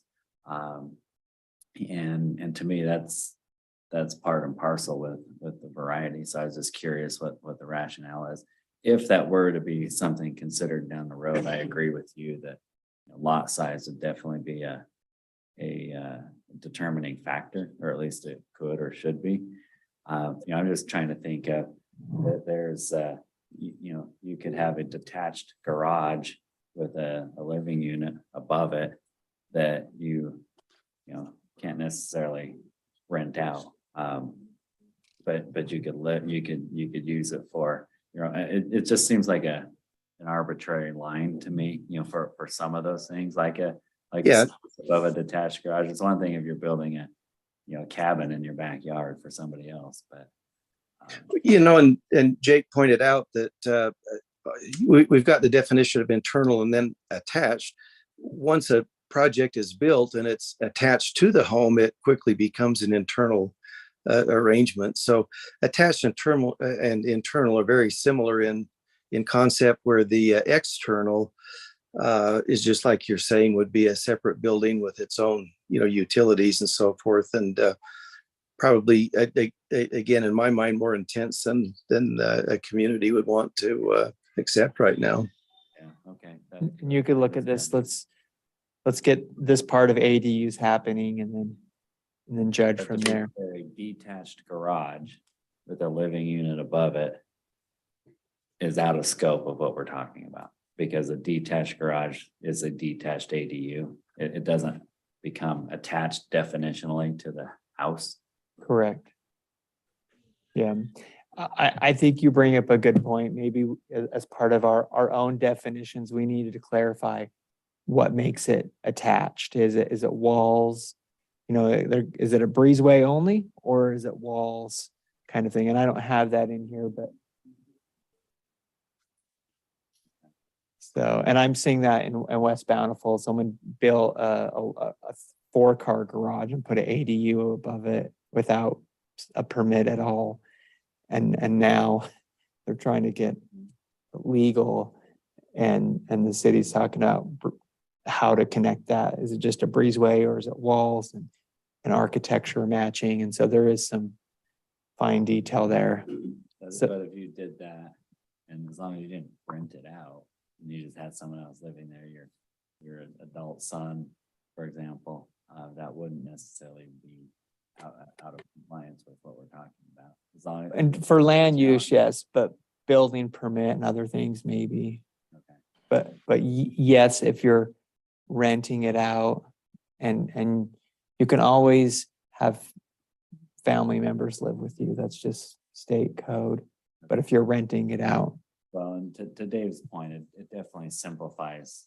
We don't need I don't mind going in with something simple first and expanding as we get more used to the concept, but I didn't Yeah. realize how complicated that might be. yeah. Okay, so internal is within the footprint. Attached ADU is attached to the main dwelling. I'm making this recommendation that only one ADU, whether that be attached or internal, be allowed. If the dwelling unit contains an internal ADU, then an attached ADU is not permitted. You can just kind of, Why? so you don't end up with two. But my question is what problem does that cause? I'm just taking baby steps with Sure. this. No, I get it. And I want to go back to his question though, too. I'm trying to think of in the city, I don't see a lot of it. I can think of one spot, one person here that I think has a spot above a garage. But in the county, I know there are several detached buildings that have an apartment in them. And I'm not saying that, we're not county, but that would definitely come up. And if we wanted to kind of sync up with the county, going back to this, how do you define attached and detached? Is something I think we should define. I think I remember you had something above your garage. Is that what it is? I remember, it was a long time ago. I just remember. As a kid, you probably maybe played in it. I probably did, but. The county has actually removed their detached ADU. Oh, they have. Yeah, it came in, I'm not sure exactly when it happened, but it was recently. Due to people taking the code to the extreme. So they took it out. You mean they removed it so it's no longer allowed?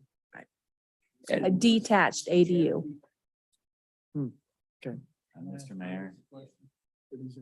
On the detached, didn't it still need to share the utilities? There's no laws on detached. However, best practices would be share utilities. Is the attached Half, and the internal, they share. yes, And parking was the other thing. yes. Can't park on the road. The city can require one parking stall per internal ADU. Right. That's something you can require. Well, attached, you could do whatever you want. You could require. So the state code only applies to internal ADUs. I misunderstood that. I thought even from attached that you build onto the dwelling, had to have parking off the street. The city can require that, We could require that. but the state only tells us what to do with the internal ADU. And then it shares utilities. Yes. Okay.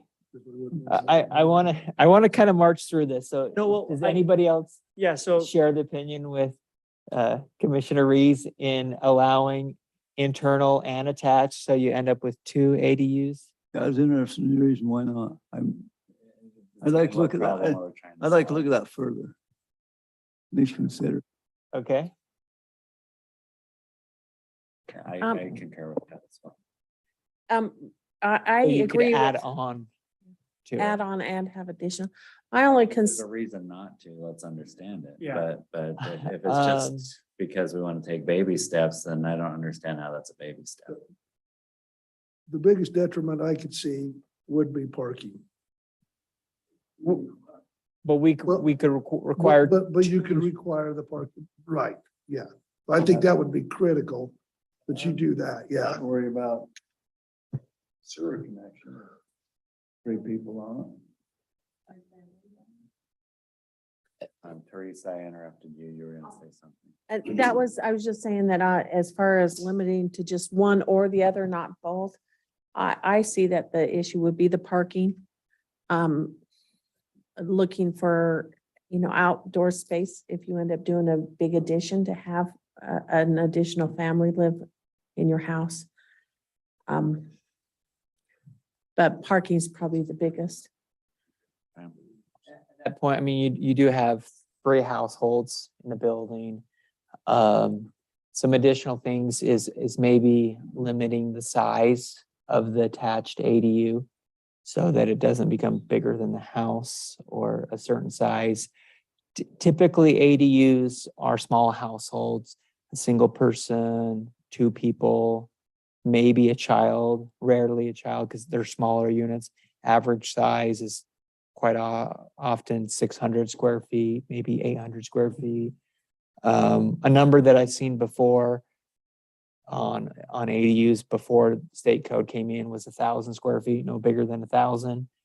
So the idea is to try to steer clear of it becoming a duplex. A duplex is where the 2 units are typically equal on a single property.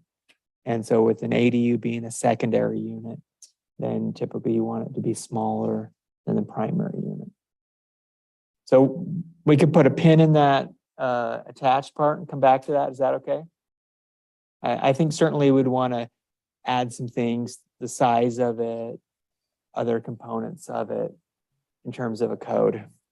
The next item here is, so the state code allows us to not allow short-term rentals in ADUs.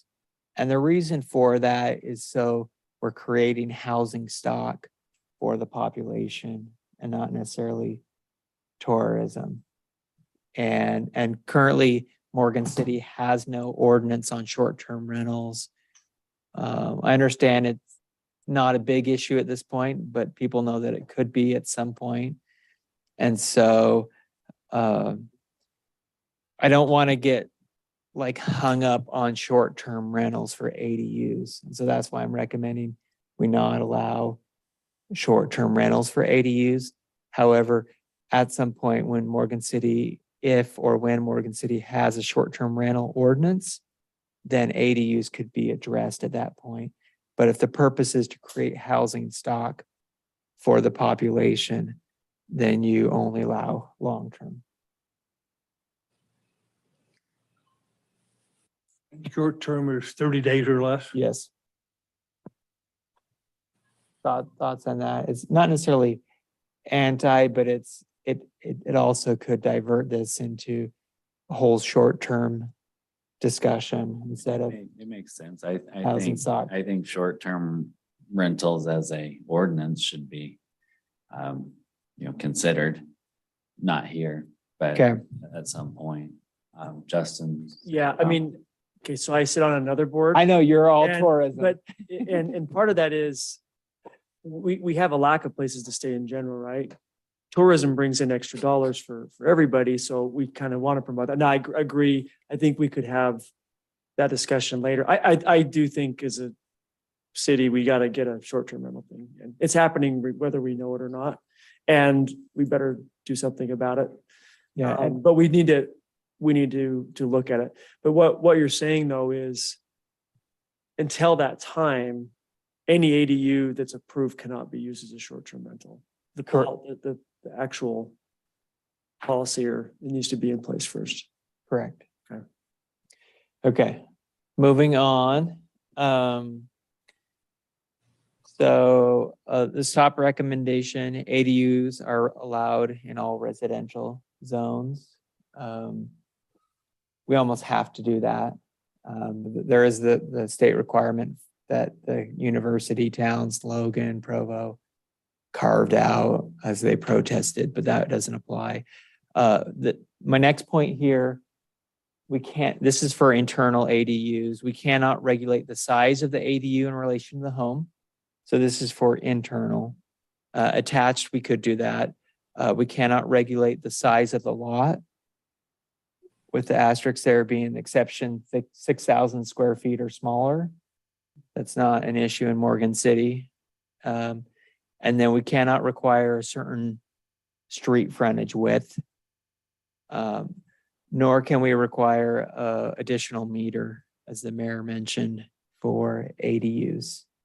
So, yeah, So when it says all residential, is that also considered in your multifamily? So like North Morgan townhomes and all that, single family.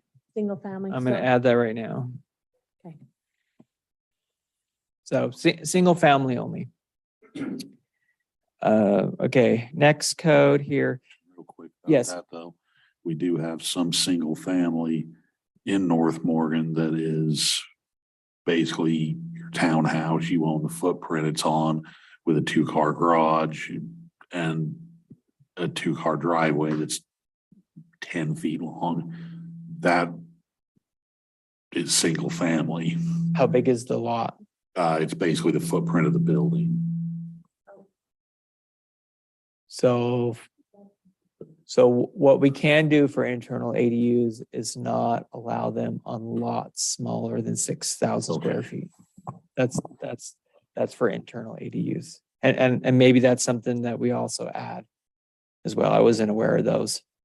And if there's not, Like a dozen or. yeah, if so there's not on. room for parking or other That's my thing access and with certain it. things, then maybe Okay. that's a challenge I there. don't think we can just limit that just by single family because of the one little. Okay, this next state code, internal accessory dwelling unit shall comply with all applicable building, health, and fire codes. My recommendation is here for us to talk with Josh, our building inspector, and our fire chief, and just make sure that the health, safety, and welfare components are met. There was a lot of debate on firewalls. I think, I'm not for sure, but I don't think we can actually require firewalls on internal ADUs. Fireproofing, because it's just part of the main structure, and it also is very cost prohibitive. And so the state kind of said no, but there are some other things like smoke alarms and stuff like that that you can require. Does it have to have, like on an internal ADU?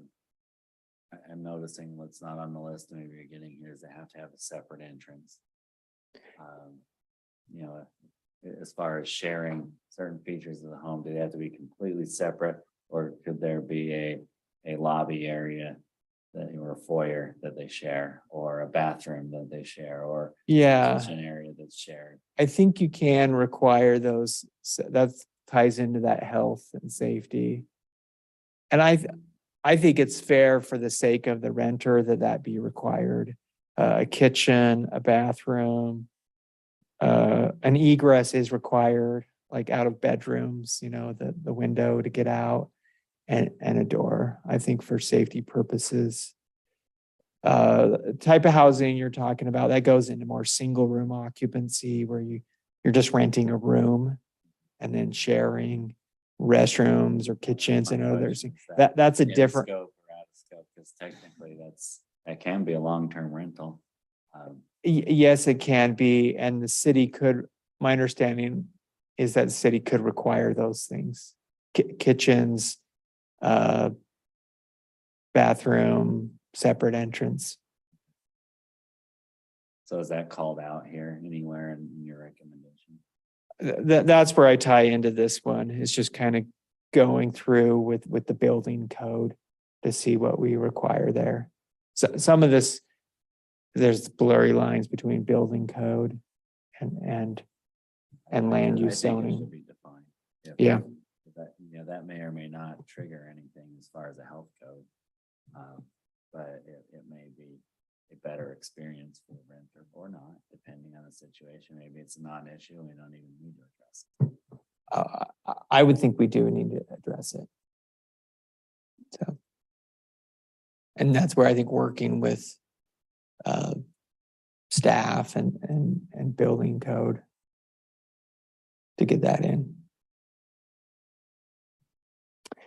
And with the building code, and this is, I think my understanding with the IBC International Building Code is the state or cities cannot actually change it. And so if the building code requires that, then it's required and it's built in. But if it's not there, then maybe we need to put it in the zoning code. What I vision Nate talking about is a situation, a roommate situation. Well, You got roommates, you know, without accommodation. I think an ADU is different than a roommate situation. So you could have one household, which is up to 5 non-related is what the city ordinance says. So they could do that. They could Yeah, have up to roommates, 5 people in that. And- Most likely it won't happen most of the time. Landlord, they can just collect rent from the friend on Yeah. the side. It's not, it doesn't need to be a thing. They don't have to register as an ADU. are we talking about renting out rooms now? Yeah, it's our roommates. Yes. I mean, if you wanted to be defined. We're trying to stay away from that, I think, Yeah. but But I mean, it's an issue, I think. I mean, it could be an issue. I mean, I mean, I can think in a lot of particularly college towns where they have homes and they're rented out as room by room. Yeah. Those are some, those may be some details that we work through over time as well. We get the ordinance place and get this process happening. And then if issues come up, then you tweak things of what you can do. There's certain things you legally can do and other things you just legally can't do. The one concern I think is worth noting is I think we should be thinking long-term as we build out whatever ordinance we ultimately propose. I agree with the idea that we can change things over time. It's a long, slow process. And if we're thinking about it now, then we should build it into the ordinance now. As opposed to, well, we'll do that later and go through the process again and go through the public hearing. And I mean, you know, it's a big deal. And because it's a big deal, it happens pretty infrequently. And we've got a number of areas in our ordinance that I think we'd all love to make the changes to, this being one of them. And I think we have an opportunity now to, I mean, let's not make it so big that nothing happens. I understand that, but I also don't want to just kick something down the road just because it feels like, well, we'll do that later. You know, if it makes sense to do it, let's do it now. Okay. Yeah, I'm all for that. Big time. Okay, anything else on this? Gonna move on to the next one. So state code allows us to require that internal accessory dwelling unit be designed in a manner that does not change the appearance of the primary dwelling as a single family dwelling. I would say that this would also apply to the attached ADU, that attached ADUs be required to match home and architecture styles, materials, form, and colors. That way you don't end up with this hodgepodge of some unusual or weird, you know, dwelling unit that just kind of sticks out. The idea behind ADUs is they blend in with the home and in the neighborhood. Oftentimes, one of the selling points of ADUs are that they can be hidden housing that's just in the neighborhood. And unless you live across the street, you don't even know that there's ADUs in the homes. And so part of this is just requiring that the architecture match and be compatible. I think that's a point that people say, we don't want our neighborhood to change. I've heard that 100 times from cities all over Utah and Idaho. And this is a requirement for attached ADUs to say we are requiring. And so an applicant would provide a floor plan and then maybe color elevation drawings with materials so that staff could review and say, yes, the ADU matches your existing architecture, or no, it doesn't. Comments? Okay, moving on to the next one. Here's also what we can require that the primary dwelling includes an on-site parking for the IADU. It also, I would say, if we're going to have an attached ADU, we also, if it's going to be 2 units, then there also be 2 additional ADU or parking stalls. And this is on top of the requirement for the single family. Teresa, do you know what is it 2 stalls per single family? That's pretty typical. Okay, so if the current city code requires 2 stalls for a single family, then you need at least 3 stalls for internal ADU. And stalls can be inside the garage or they can be the driveway or on the side. I think that's great. Especially in a winter climate like ours where they wouldn't have an option to park half the year otherwise. And it says on the single family and multi-family, it's 2 per unit and 1 is required to be covered. Okay. So for an attached ADU, if it's separate, then we could also say it'd be covered or not covered. So recommendation here is having 3 stalls.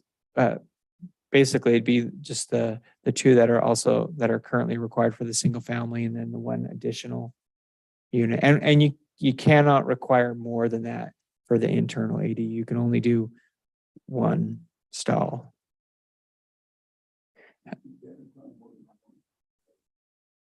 for an internal ADU. Even if they've got 5 drivers in the house, you can only have 1 stall. Just for the internal ADU. Yeah. However, if attached ADUs are allowed, then you can do more. I think this just kind of stems from a lot of times ADUs are smaller. They're the 600 square feet, one or two people in the household. And so there is just less demand, and some cities were requiring 2, 3, 4, whatever. And so it was putting a burden that wasn't achievable on it. Do you see any trends with, particularly with housing costs the way they're going now, but people want to still have that feel of single family dwelling, but they go in together, let's say. We're going to go in, we can't afford the house on our own, but we're going to go in together. You can have the basement, I'm going to have the upstairs, or vice versa, whatever, right? That is happening, definitely. So how does that tie into this kind of thing? Because that, in that case, you'll have more drivers. There'll be bigger spaces. It won't just be the 600 square feet. It'll kind of just be, we're going to split the house like a duplex, but not a duplex because it's Yeah. It is happening, but I'm sure there's cases where you have the 5 or 6 cars and unrelated family members. But you also have the case where you have the 3 teenage drivers and people have their Jeep and their truck, and I'm sure you have a few of those in Morgan. I have neighbors like that it's just one family with a lot of kids and they like vehicles and they have 5 or 7 cars. I counted 6 cars in a neighbor's driveway the other day and I didn't see inside the garage. So I agree, and you I'm can't trying to- regulate against that I or- don't want to. or require it either. Advocating more for what we talked about in our work session, which is this concept of variety of housing options for all, ages, incomes, life situations. And to me, that's a bigger and bigger life situation that we're going to be seeing. Yeah. Go ahead, Ray. But our code currently requires no on-street parking. Like I covered in March, so how do we accommodate both of those? I think We need what is the levy law. on-street parking? I mean, it depends on the street if it's allowed. No, it doesn't. Any street We period. don't know the dates, but it's no night on-street parking in the winter months. November to April. 1st. Maybe. And then any chance of snow, it says. 11 to 7 in the morning, something like that. So it's winter. Winter hours, so November 1st through March 1st, no on-street parking between 10 p.m. and 6. Okay. Well, what about the guy in the summertime who parks his trailer in the street all summer? No, that's not allowed Yeah, but it happens all the time, but it's not allowed. That's a code enforcement issue, which we're not addressing tonight. Well, that's a rabbit hole. Okay, I'm gonna go on here. We still have a few more slides here. Okay, so you can prohibit an internal dwelling unit within a mobile home. I would recommend prohibiting ADUs within a mobile home. Mobile homes just aren't designed and built to be added onto. And when you start to add onto in a mobile home, they start to get a little bit unsightly. You have one mobile home park with 12, 24. So this isn't necessarily a big issue. And is that okay? I'm okay with that. I'm kind of thinking about the reverse though, which if we're not talking detached, it's out of scope, but just to put out the concept that I was thinking of is not necessarily a mobile home like a park, but an RV. If you've got an RV, in your property and you're renting that out, let's say. And now, of course, we're saying detached and that's not in scope, but it's a thought, and it feels like that's another concept as far as variety of options. And if it's done right, it shouldn't be any more problematic than any of these other situations. Yeah, and an RV is clearly not an ADU because it's mobile, it doesn't have a foundation, it's not a permanent structure. So I would say, can we put that aside? We can, but I'm kind of thinking future. So let's say, you as a property owner, you have your attached, single family home. But you pour an RV pad behind where you pour them behind the midline of your house or whatever the ordinance is, and you've built in hookups. With the intention of that can be used as a alternative living space and could be rented out. Now, that's something that I see a future for. I'm not necessarily saying we need to build that in our ordinance or do it now, but what's the difference between that and having someone above your garage if you're behind? We don't need to go down this rabbit hole either. But in my mind, it's a living space, and those things are just as expensive as houses in some cases.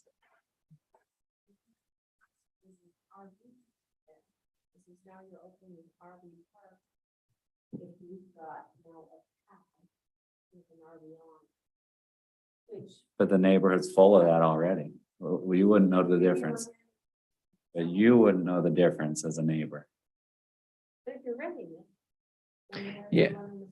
Yeah, and you may want, That's my question. Why not? if that is considered, I think that's where the size of lot, utilities, parking, hiding it. RVs can be very unsightly. I agree with all of this. And live in a Does Morgan neighborhood City that has want to be RV in known just about every statewide as the RV, property. the Airbnb RV destination? Let's all drive up to Morgan and rent somebody's RV in their own backyard. Maybe they'll put in a fishing pond for us and a track. And that was gonna be my comment. As we go down this, as we talk about this, let's remember aesthetics. How do we want our community to look? How do we want our city to look? I just think we need to be aware of the aesthetics of the city. And what do we want? Do we want an RV in every driveway where somebody's living in it? I don't, but that's me, okay? Because I think to a certain extent, some of these things cheapen to your point, cheapen our city, make it look a little junky and trashy. Go to cities where they don't have any sort of zoning and see how well you like it. I'll give you some examples, but I won't. But yeah, so please bear in mind that I think we need to be concerned about how we want our city to look and the aesthetics of our city when we're making these decisions. We want a single family residence with 15 cars parked out in front of it because we're going to rent out rooms. That's my soapbox. I think it's a good soapbox. I'm trying to clarify the fact that we are going down this path. We need to understand which parameters and boundaries we want to define. If those are the boundaries, then we need to define them as such. There's still a lot of vagueness in this early stage of trying to think through this. So it's appropriate to understand what the extremes are so that we can put up the right boundaries. That's my intention. I'm probably as much an advocate for aesthetics as anyone, to the point where it's beyond my authority and jurisdiction in this role. But as a citizen of the city, absolutely. And that's where we get back to this, lever that we're given that we can, does not change the appearance of the primary dwelling. And so I think that does, the state gave that to the cities. And then also this idea that if it is attached, it matches the architecture.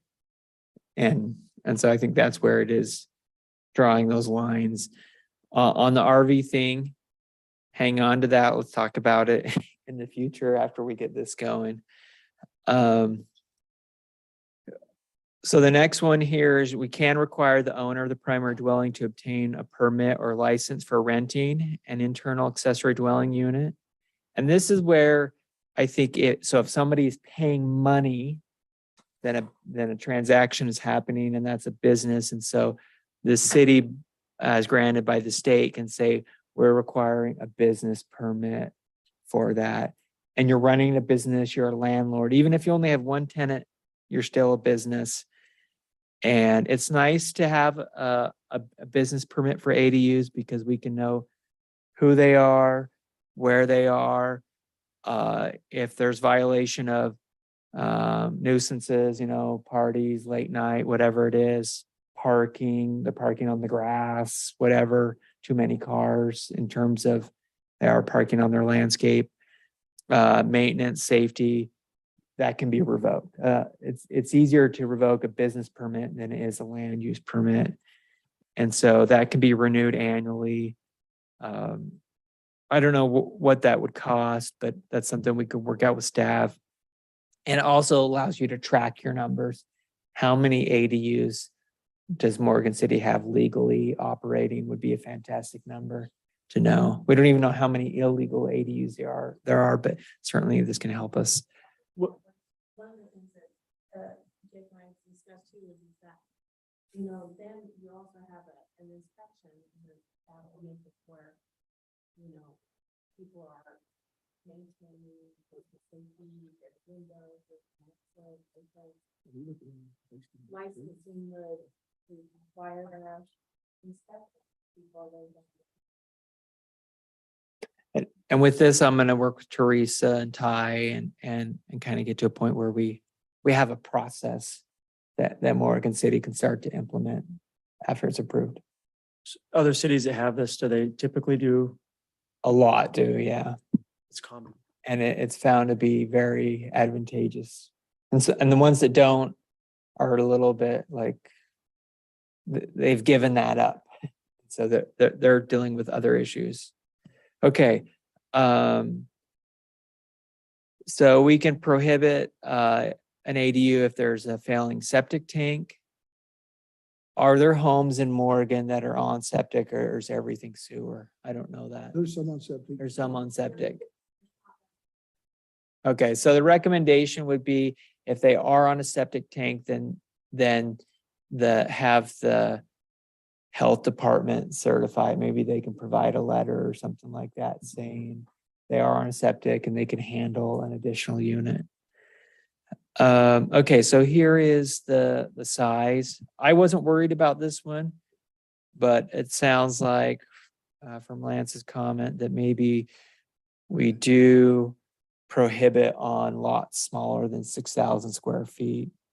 I think it can be done on the smaller lots. It just takes a really good design in terms of figuring everything out and where you're not allowing new lots on smaller smaller than 8,000, then prohibiting on those few that you do have that are small may be helpful. Thoughts on that?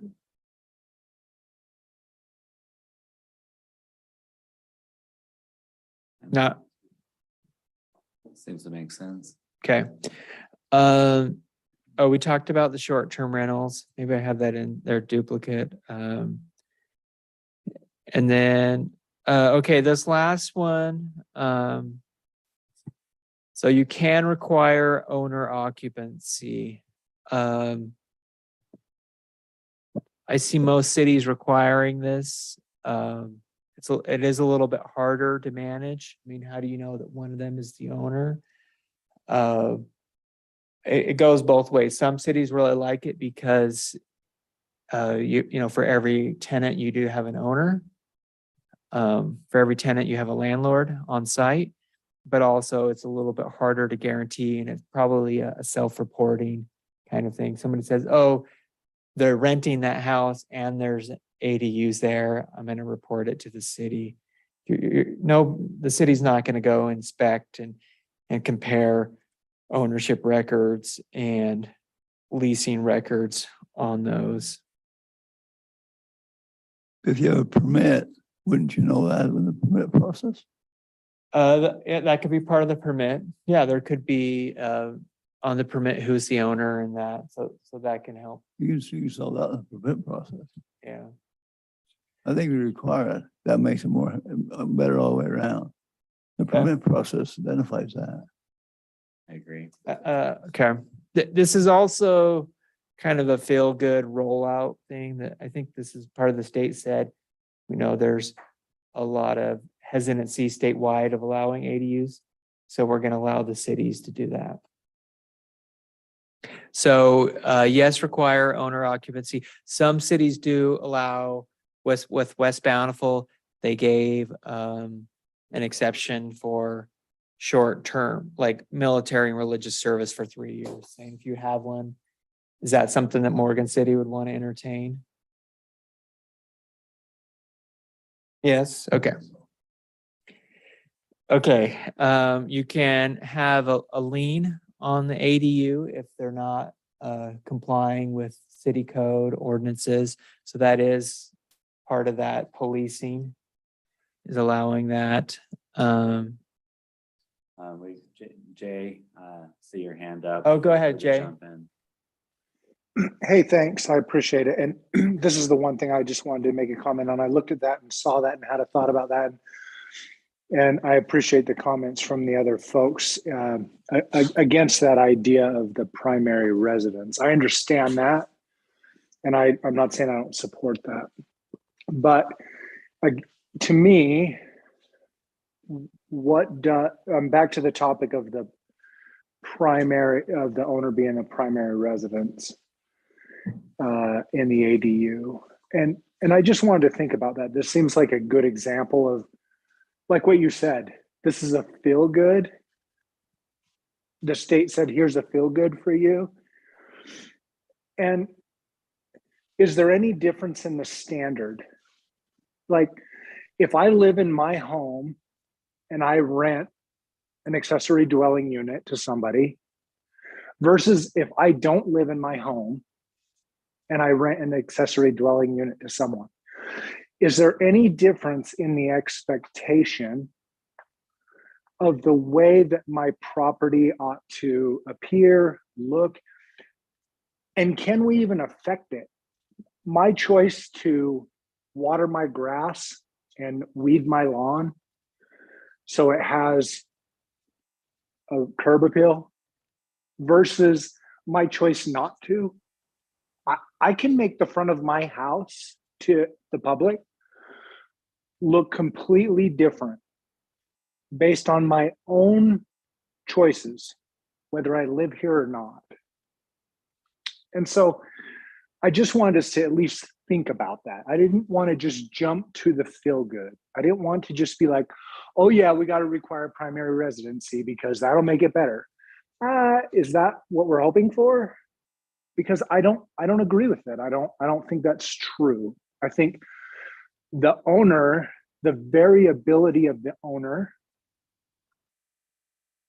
is as much the consequence of what it looks like. And we can't control who owns the homes. We can't say you can buy it or you can buy it or you can buy it. And we'll let you buy it because we know you're going to weed your park strip.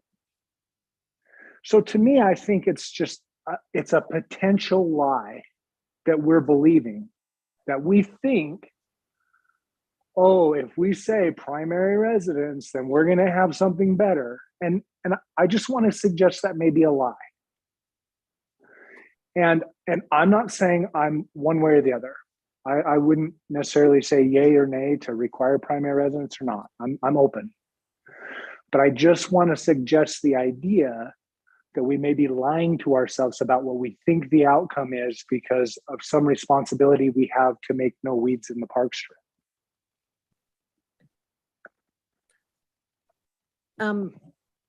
Nathan, if I could speak. Yeah, and then Mr. Little. after you. Oh, so just for a city standpoint, as far as code enforcement, just do a background history. As far as code enforcement, we have a big problem with homes rented. and owners don't live in Morgan or even in the state of Utah. And then when we have to come into compliance, like there's Blythe or there's weed control problem or whatever, it's our responsibility to get a hold of the homeowner who doesn't even live here and not in every case doesn't care. But then it is a struggle to get it into compliance where I see that if you have an internal ADU and the owner is on site there and you have a violation, for example, if you choose not to water your yard, you still have to keep the weeds down because it's part of our code. That person is on site. And I think that you're going to get in compliance a lot faster. We've had ones that we've worked with for months to try to get into that because we have the owner not in Utah or not in Morgan. So that's my opinion. Just the same concept. From my years of experience, that's been the situation.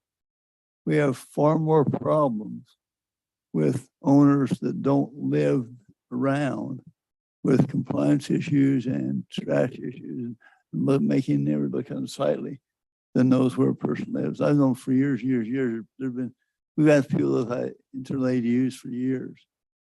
And we haven't had a problem with any of those where the owner's living there. When the owner's not living here, we have problems with them. So to me, it's not feel good. To me, it's reality. Thanks for that. I appreciate that. You obviously have some experience with that I don't have. And I appreciate that. I would just expect, on all the properties I own, the lawns all look great, but I understand. And if you've got data that says communication is harder with non-primary residents, then that's valid. But I think, all I'm suggesting is pride of ownership, whether you rent it or not.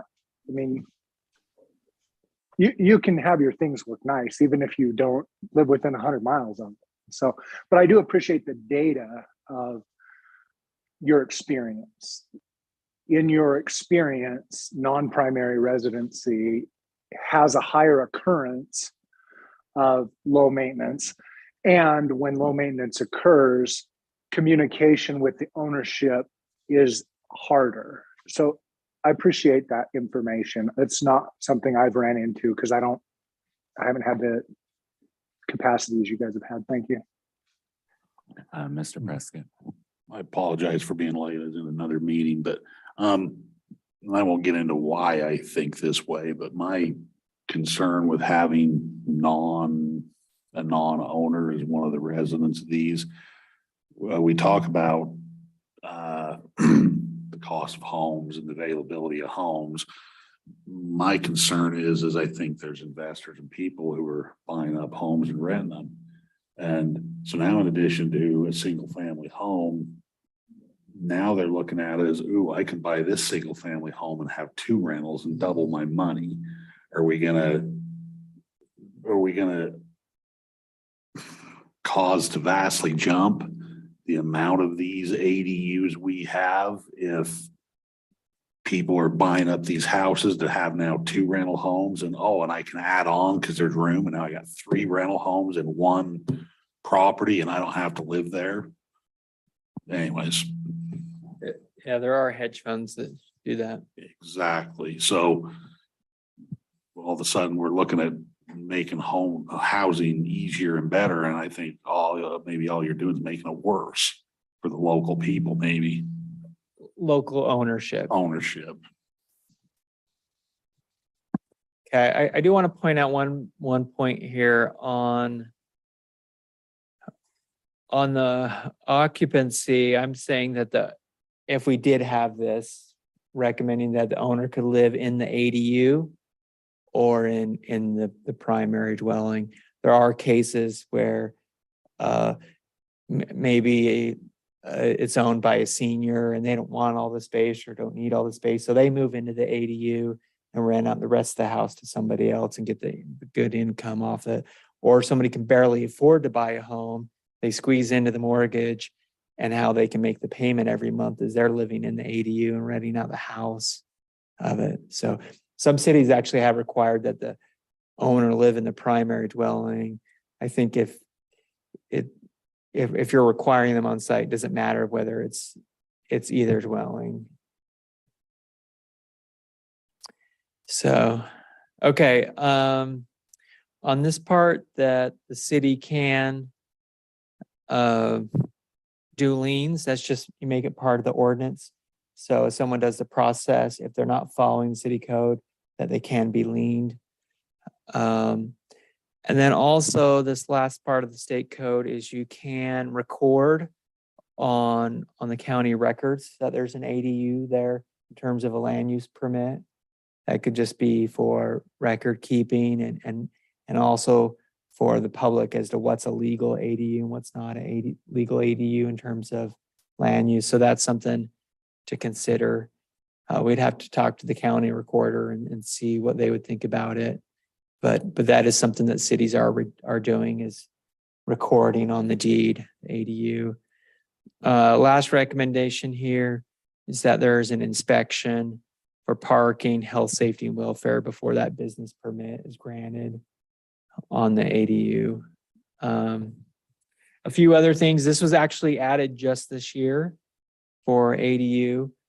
So,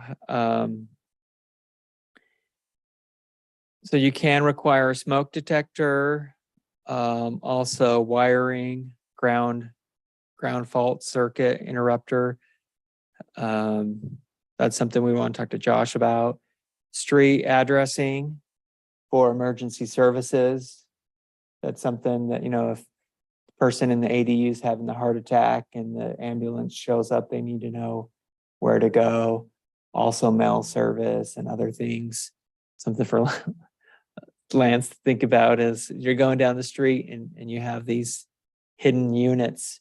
You need to know from a street perspective where they are. So you can require addressing, which is a good thing.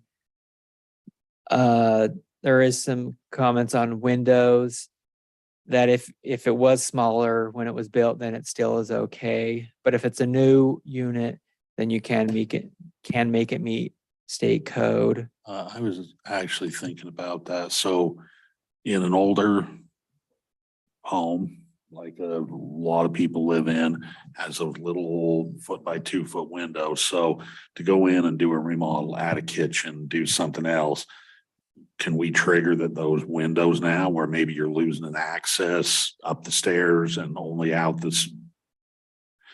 That stuff can be triggered, upgrading window sizes and stuff as part of fire exits and stuff. I think so. Okay. That's where we'd want to work through the building code. There's some details there to be worked through. There's some banks, loan institutions now, but if you take out like a home equity loan, your home, in that situation, you have to change the windows for those grants to the loan. Oh yeah, I've seen that. Yep. Yeah, there's a lot of entities looking at that. Yeah, for older homes. As a must do. Okay, for attached ADUs, recommendation is that the setbacks be the same as the base zoning. So I think that's pretty simple and straightforward. And the ADU ordinance would just reference the rest of the city code. So there's not ADU setbacks. With a detached ADU, you would have its own set of setbacks because there's reasons to push it back from the front of the home or all kinds of things there. That's all, but we're not going down that. I just put this in here just for reference purposes, but that the setbacks and also the building height would be the same as the base zoning. That's my recommendation, that just because you're adding an ADU, you don't necessarily get to go any taller. However, you don't necessarily go shorter. It just matches whatever the base zoning is for that.